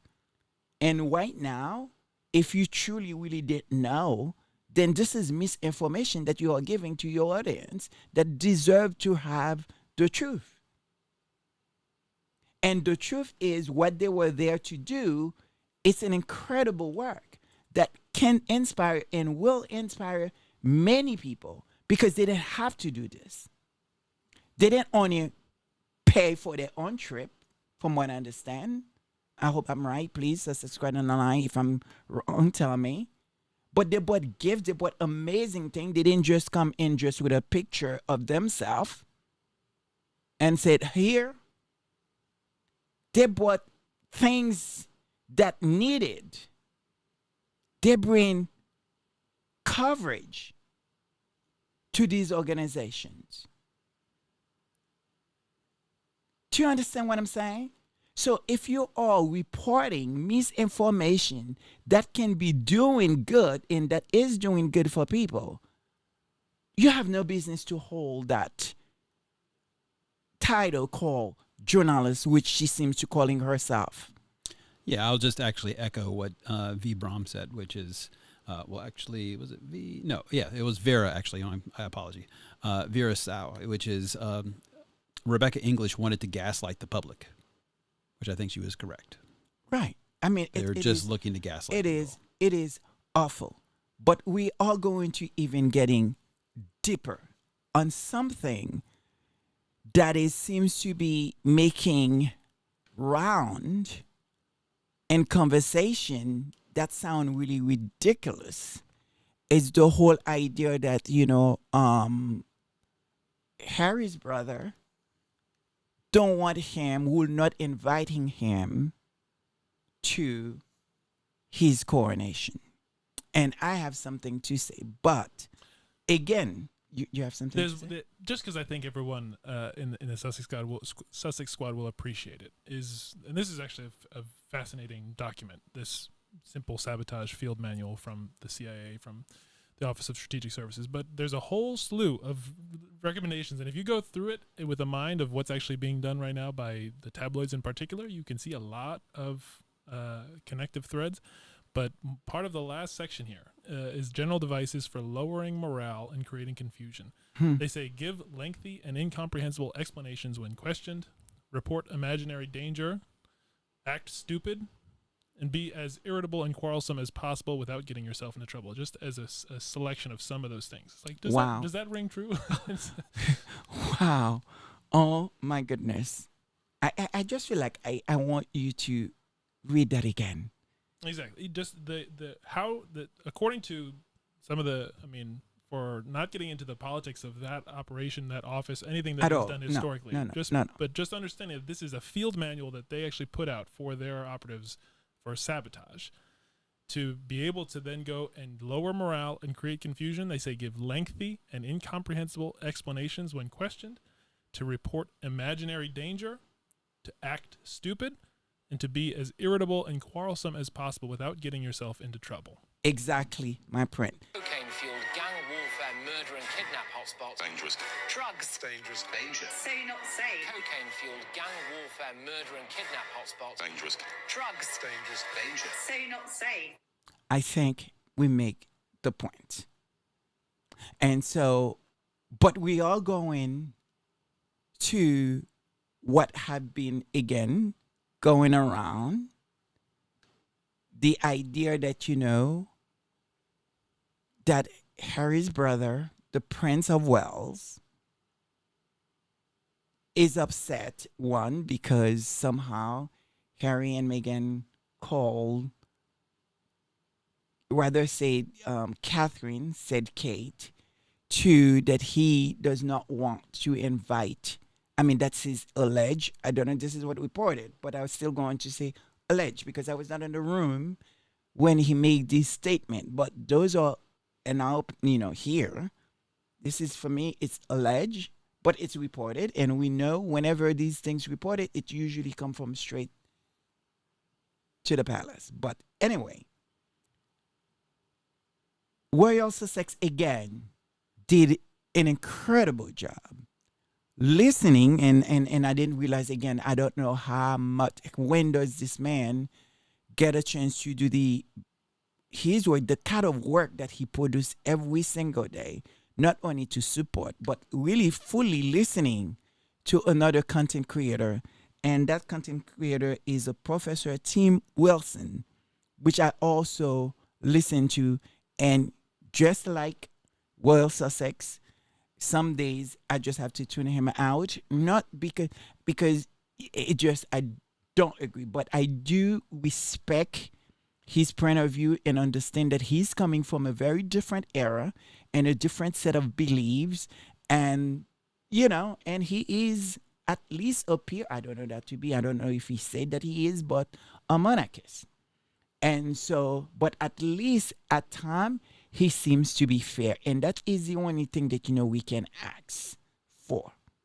And so we're going to go ahead. We're going to play this clip from Royal Sussex, again, who did an incredible genius job.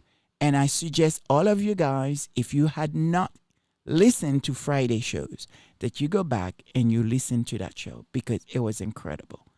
Let's get into it. And it will make sense. How do we tie this in of the whole idea of mold?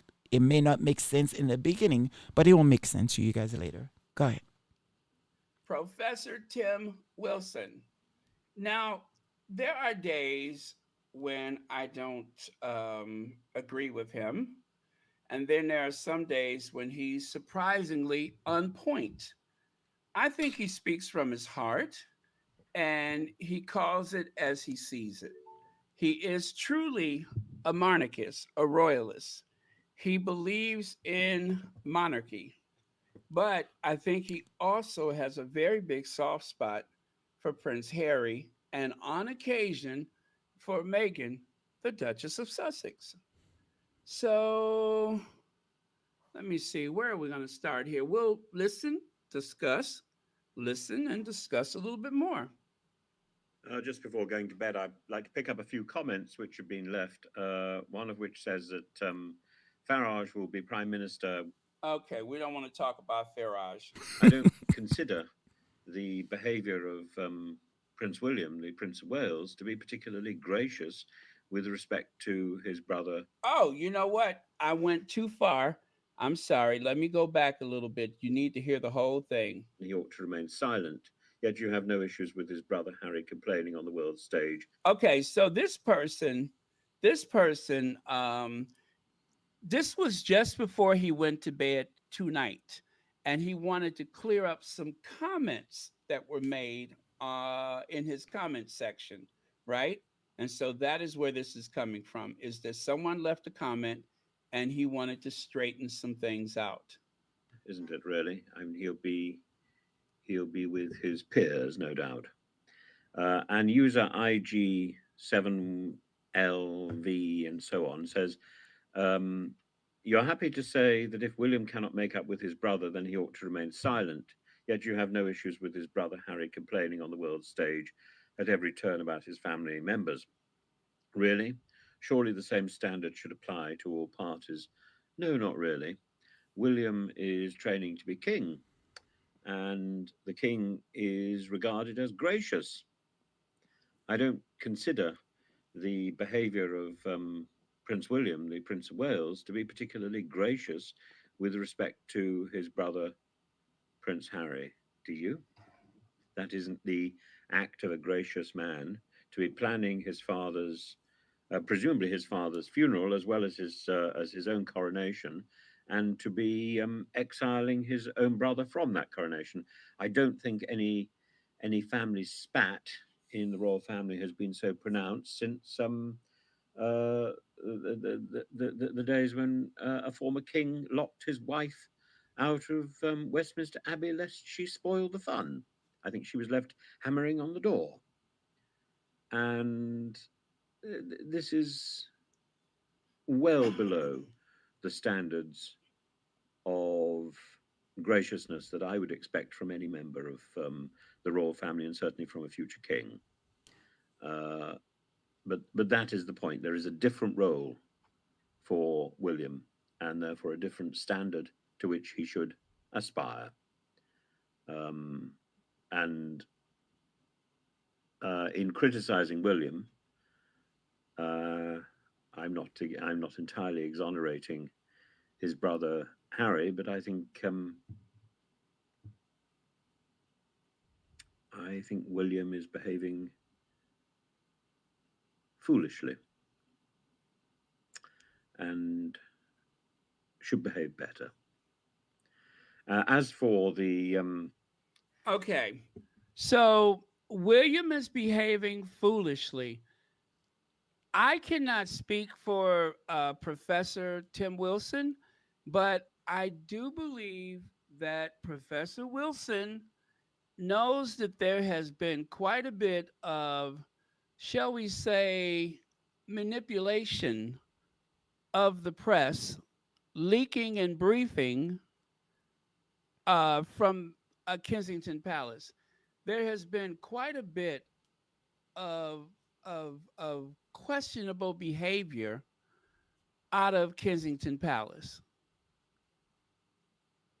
And we all know where it originates. Harry wrote about it in his book. And I have no doubt that Professor Wilson read the book. Royal Lodge, I understand so much gossip in the Daily Express today, but I understand that the king is perhaps considering it as a possible future home for the Queen Camilla, and that would make some sense, I suppose. And Andrew goes into Frogmore. Well, Frogmore was given to Prince Harry, and again, we shouldn't be taking back gifts that were given by somebody else. And I think Harry has been appallingly treated. And but that is one issue. The other issue is the behaviour of the Prince of Wales, which is, if correct, inappropriate. I think when he talks about Kamala, the fact that perhaps maybe they try to give her this home, first of all, the first thing that I thought of, I'm like, oh my goodness, I thought Kamala and Williams are good friend. Prince of Wales a good friend and they get along fine. So then I'm like, well, maybe she really not trusting him at all. Maybe she must have been listening to our show, or anybody from the palace listening to our show, and said, "Ooh, I better not." Maybe she got a good point here. Lady Sussex a good point. Maybe we should not trust that. Like, make sure that we get Andrew out very quickly, And then, want to make sure that, she have the, if that is the truth, if what's reported, it's the case. But where I want to go through, when you hear the whole silliness about whether or not that Williams, the Prince of Wales, would have Harry in his coronation. And this... Before you actually go to that, 'cause Yeah. this is important context in terms of why you chose. I know why you chose That's this right. video and this clip, and it's something that the squad is reacting to in the chat, with Church Nelly adding that Professor Tim wants Harry and Meghan back in the unroyal fold and control. He says nice things about the Sussexes sometimes, but he's a royalist. Lorna Williams saying that Tim Wilson was always reading from the Daily Fail and always quote them as truth. She asked him once to use his analytical skills as a professor to look at the truth, and let's just say he wasn't too happy. So the point is, this is actually someone who's specifically outside of the Sussex Squad community, someone who's not typically pro Harry and Meghan. Is, as Barron mentioned when introducing him, very much a monarchist, very much a royalist, and coming from that perspective, with everything that he writes and everything that he shares, what he contributes, it is with that as the foundation from which he's coming. And what he has just said in that clip is talk about how foolish and how appalling the treatment has been, and all That's the things right. that have been done wrong by William specifically, but by that family more broadly. But right now, in the context of William's decisions, that they are foolish. And let me add to what you say, because it just, come to my attention right now, that if someone like himself could start seeing the light in some ways, that is scary for the royals and the medias. Because these are the people like him that you need to keep preaching, sort of how horrible Harry and Meghan is. Yeah, it just speaks to like how apparent their terrible treatment has truly been. That's right. And that's their crowd. Yeah, exactly. And the thing that always just gets me, and I'll just interject this, it's a little bit of a non sequitur, but just because it just gets on my craw so bad, is what he mentioned about the house. Right. About taking away the house. And like, if you're a kid and you take back a toy from a child after you've given it to them, people will get upset. Absolutely. People would be mad. That child would not be happy. And then it would be done to rectify the behavior and to make sure the child gave back the toy. That's right. This is a house. This is that where was they gifted literally to them this by is the Queen. Yeah, this is literally where they live. One of the biggest possessions someone could possibly have. And then that was taken away. And to your point, was given to them by somebody else, the That's Queen. right. But this is Crazy the to me. thing is, Just crazy to me. we have spent years hearing the Queen, the Queen, the Queen, the Queen. How we supposed to be respect her? That for everything the Queen was, and yet you guys was not willing to sort of, upset her rules, her what she had. Like, I don't get it. You guys was not going to uproll something that she gave herself. You're going to say, no, they don't deserve, so we're going to take it away. Do you understand what I mean? And set a precedent, which I think Royal Sussex said, if you do that, then when, sort of King Williams come to the throne, then that opens the door for him to take anything that he wants back. Come to, Queen Camilla. Because there is no way, for all the friendships that we heard of, that not in the back of her head, she doesn't think he's still Diana's son. So that could be why we hear these reports, why this is happening. But this is where I go with this when it comes to the whole Mo situation. To actually put in the media where everyone is discussing whether they agree or disagree that you will not invite your brother to the coronation, it's not only silly, ridiculous, and petty, And no matter how petty this man is, which is Prince of Wales is, we know that is something that he's not going to be able to do. There's no way, and I'm saying it here, mark my word, there's no way he will be able to do something like that without it not being completely a disaster.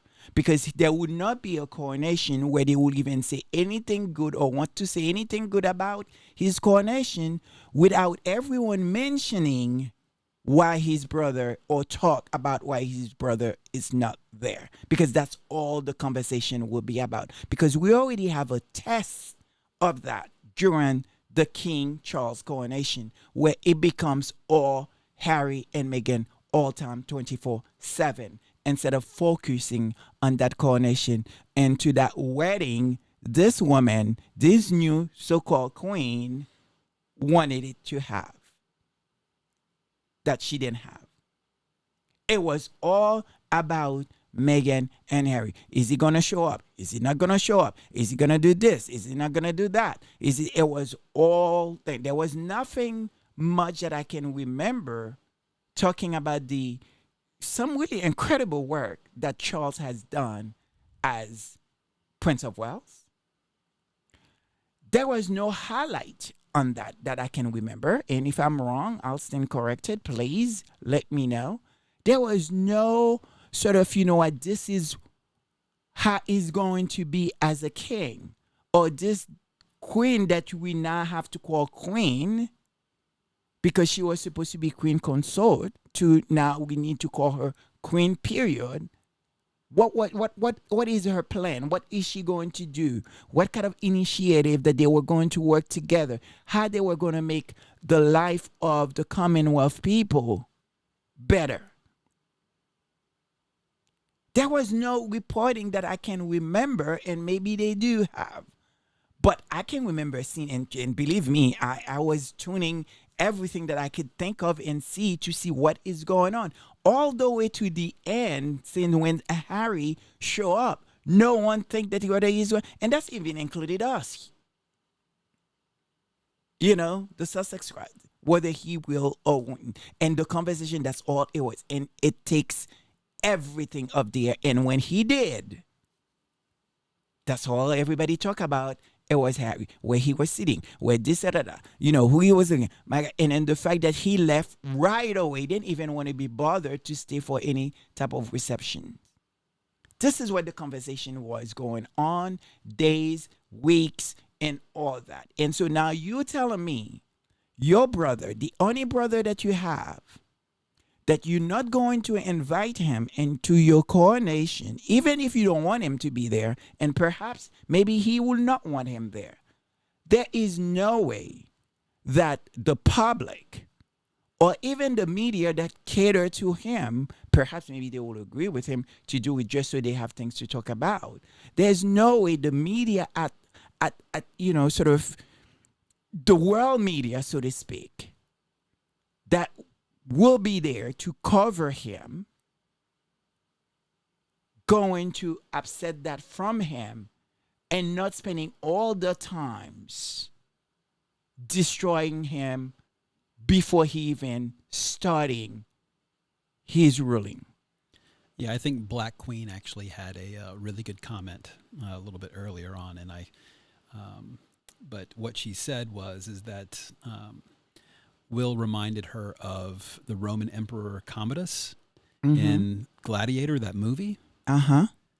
Just because obviously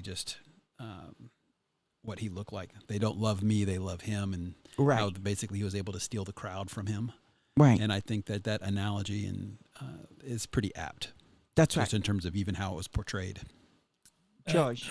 It is, absolutely. And there's probably something there to explore more for future services. But I think one of the things that you've been mentioning, Lady Sussex, that's really got my mind turning, I know, is that idea of combining what we know about what we just discussed about a mole, leading from some of the most established resources, the experts in the field, from the field manual from the Office of Strategic Services itself. What does it take to be a mole, and what is the impact it can have in terms of disrupting an organization, disrupting an individual, and to what you just shared about this idea that William would not want his brother to be invited to his coronation as king.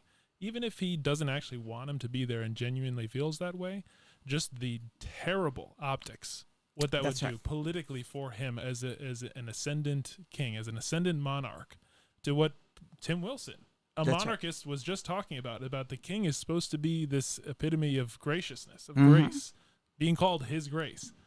And so if you add all those things together, it does get your mind wondering, like, is there something more there? That's my point here.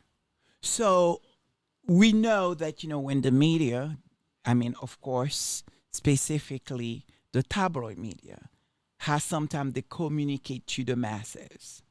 There is always something they try to say, they're not saying, but they expect us to make the argument for them. So for me, the question is, number one, to already talking about your coronation when your father, where is the respect there for your father that he is king? Second, is your father okay? Is there something you guys are trying to say? Is King Charles is okay? Are we, because we do know that, when it comes to the Queen, many of us didn't know that when she passed, what was reported that, she died old age. And it wasn't much later, allegedly was reported, I'm going to say alleged just because, that she died of cancer. So if that is the case, and now we have King Charles that who say he has cancer, but then say what stage, what is going on, we still don't have any report on a head of a state, which I think is very important for people to know what condition the heads of states is and what should we expect and need to hear. At least in the state, we know when we have a president here, we elect a president here, is that your life becoming public. So I don't see how that any different and why it should be different for King Charles. So the question is for his son to be saying, already talking about his coronation. So, and I don't think I've heard anything from Prince Charles to say something. So the question for me, one, is Prince Charles is okay? The second thing where I want to go, is it possible we are now starting asking the question, is there a mole on whether it's William's team or King Charles' team?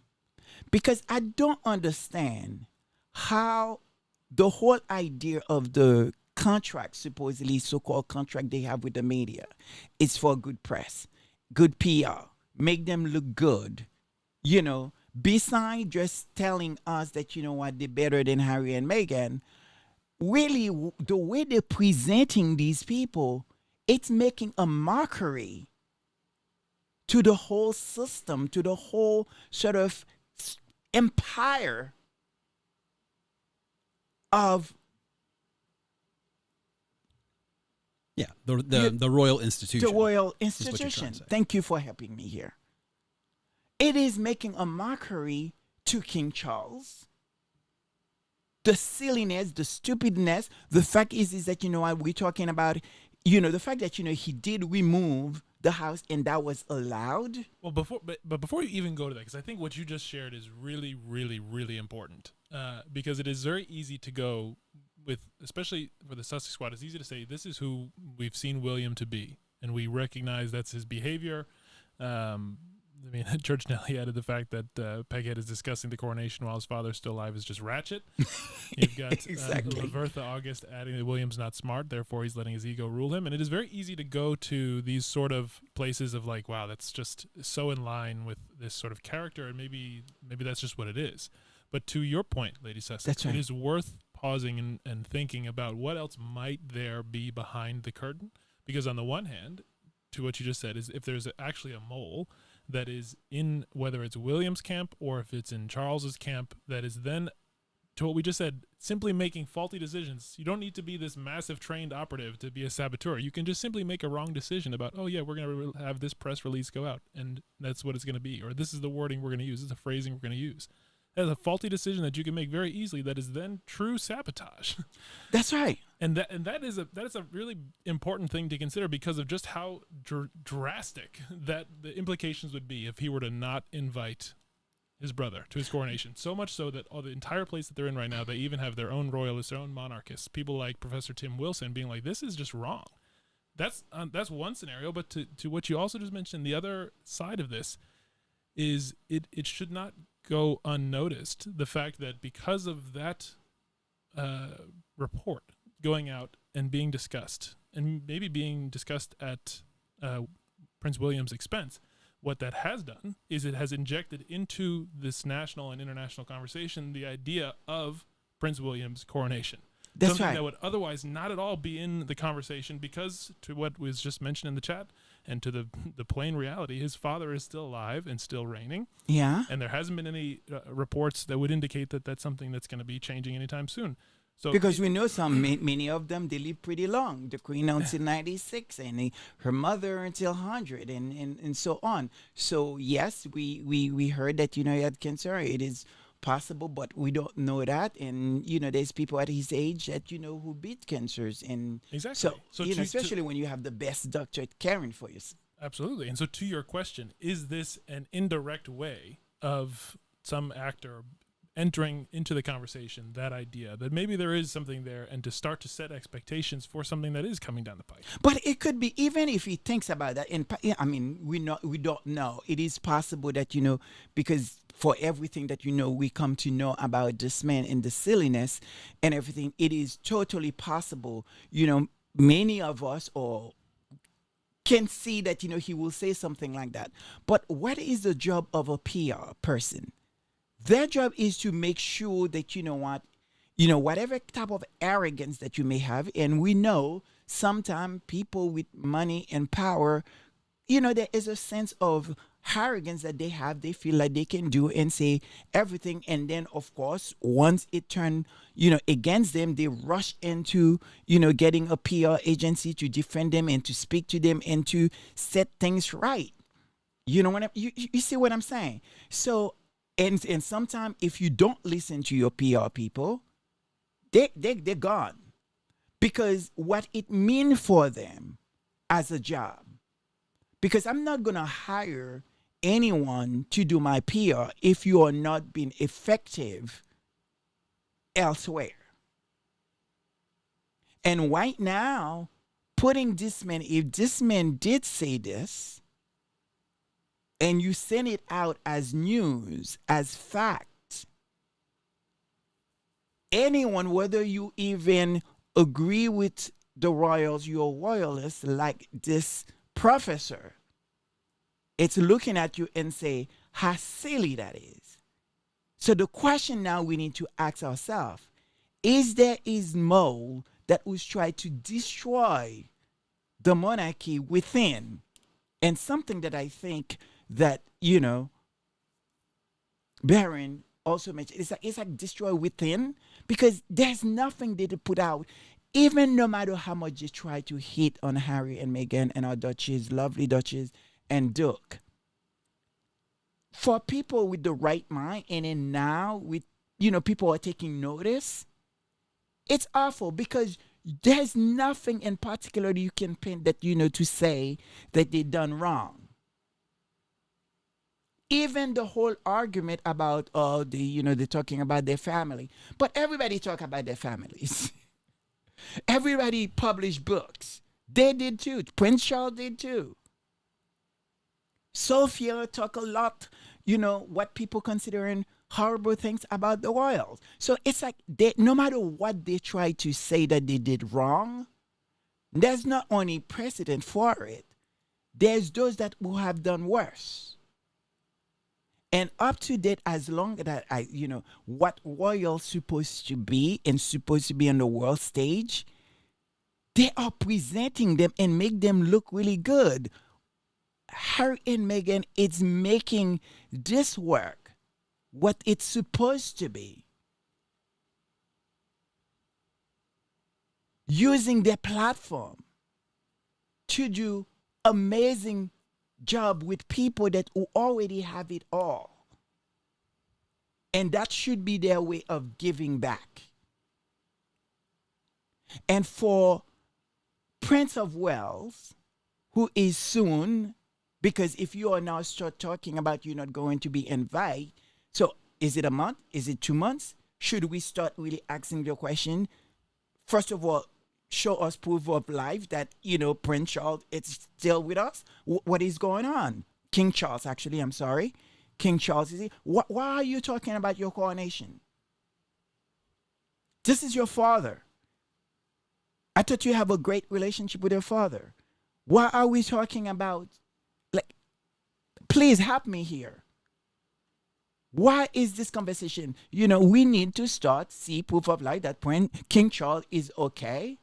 And what is going on with King Charles? Should people start making arrangement? Because based on what's reporting, they are making arrangement, sort of for his funeral. I don't know that is to be true, because I do know that, for most, if not all monarchs, that, they arrange everything and just in case and stuff like it could be that's what it is. But for your son to be disrespecting your father, you are that arrogant, and your people are allowing you to come out to make a fool of yourself. I'm sorry, because it's, here we are very respectful. We try not to talk or say too much about them. We speak on the facts and what is going on and how wrong it is. But it's tick me that you will disrespect your father. No matter how much I disagree with King Charles, no matter how much that I wish this man who is a very smart man, in my opinion, could have done and should have done for his people. But I still don't think that, his son that's going to follow him, that should be working, is alongside of him to be talking about his coronation. There's a problem with that. Well, actually, Mary just added something in the chat that's a really great point. And she asked if anyone noticed the timeline of when they started talking about King Charles III's coronation to the time that Queen Elizabeth II died. Is anyone seeing a similar pattern in the case of William and King Charles III? That's right. So to me, is that, how do we look at all these things? Is this so-called, please help me with Rhoda? Rhoda. Rhoda, R-O-I-T-A. Okay, Rhoda. Are those Rhodas are a sense of mold themselves? Because they come out here, they bash Harry and Meghan, but at the same token, the news or so-called news they put forward to us that's supposedly coming from the palaces, it's not good. Does not make them look good. So when do we begin asking the questions? Why are we having this discussion about whether or not that he will not invite his brother, when exactly what we were saying early, putting misinformation, knowing it very well, that is not the right thing, because that's not something that would ever happen. Waiting for a reaction, because we know it will never happen as long Harry and Meghan's here. Whether or not Meghan will choose to go or not go, that is beside the point.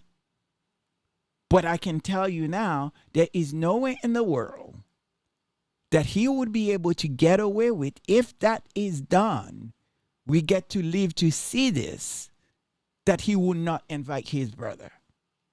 There's no way, because to begin with, that's going to be the whole conversation. And I think that's very stupid of him, because that's the conversation is going to be. I guarantee you that.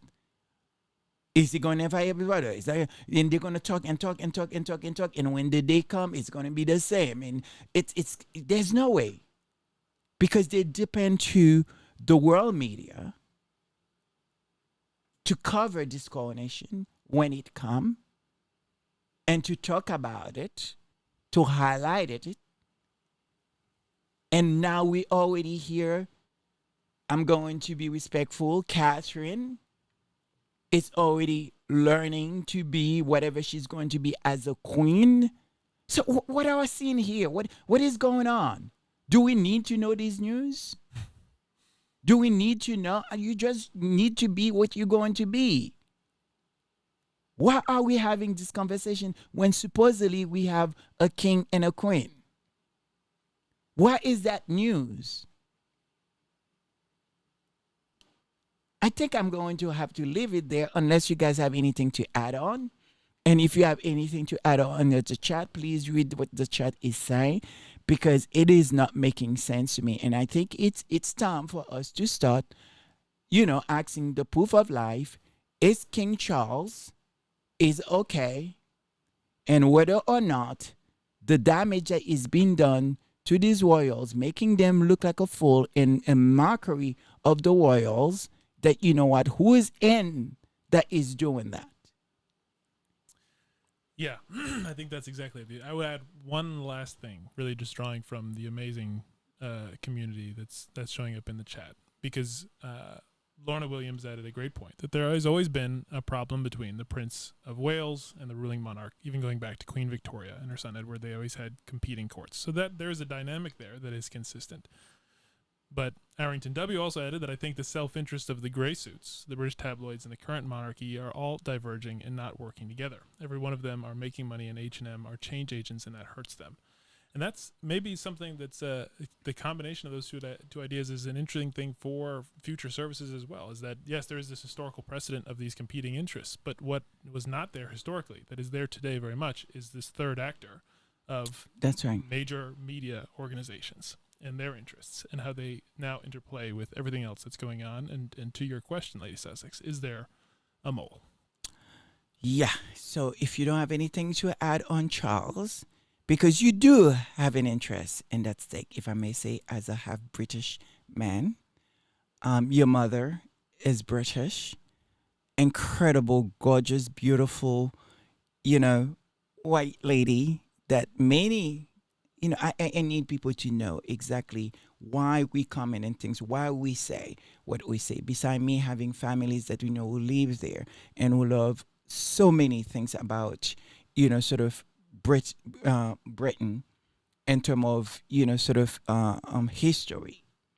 And you are sort of a biracial man. Obviously, you do have a stake on, this kind of conversation, how you look into the world, and you can share many of the same sentiment of what is happening to Duchess.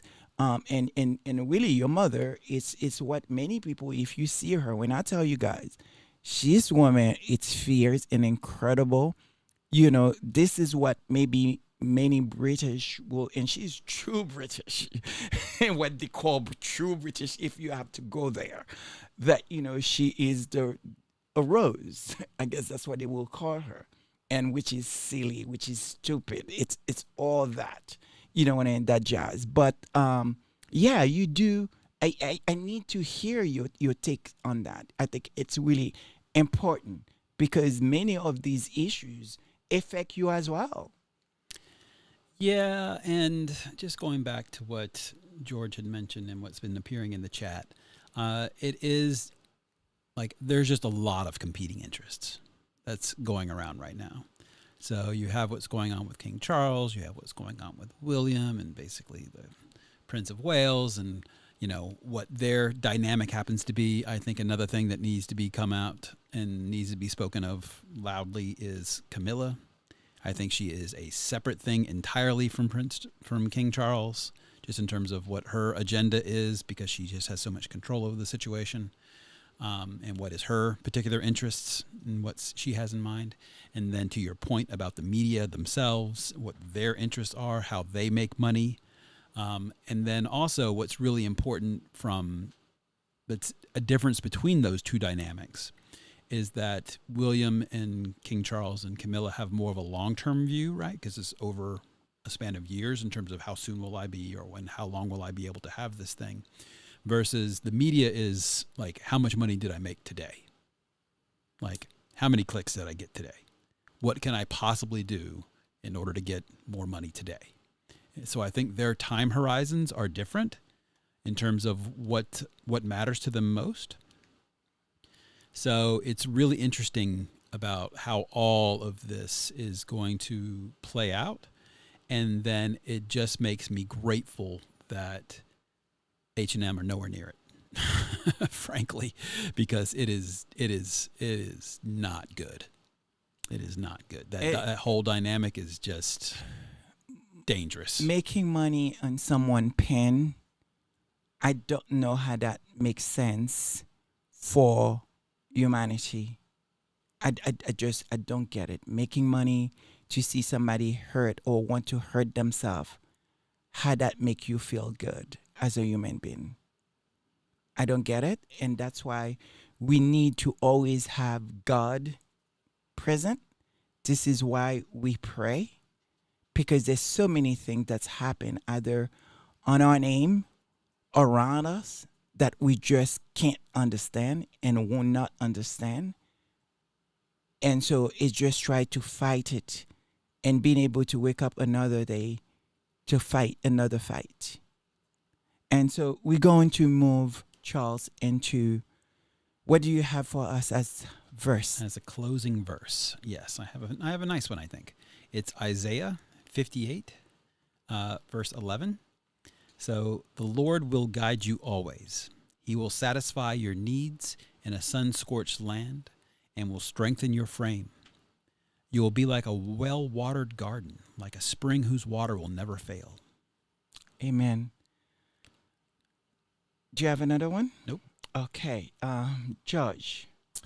Yes, it has been quite the service. So thank you to everyone who has been with us this entire time. And thank you also especially to everyone that has been in the chat contributing to the channel. We've Connie Bomber, V Brame, Black Queen, Church Nelly, Lorna Williams. You are all incredible. And thank you for also just being a part of building that community and that fellowship.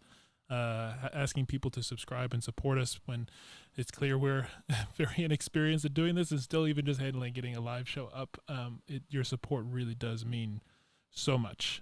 And with that, we say a prayer of thanksgiving, as we always do, for the Sussex Squad community, for all of the supporters that are out there, for supporting Harry and Meghan and protecting them, being that shield, but also for being those who are change agents themselves, making the world a better place. We pray of thanks and for continued support and protection for Harry and Meghan as they continue to do this incredibly impactful work. We pray for their entire family that are around them, for their safety and their continued prosperity and growth.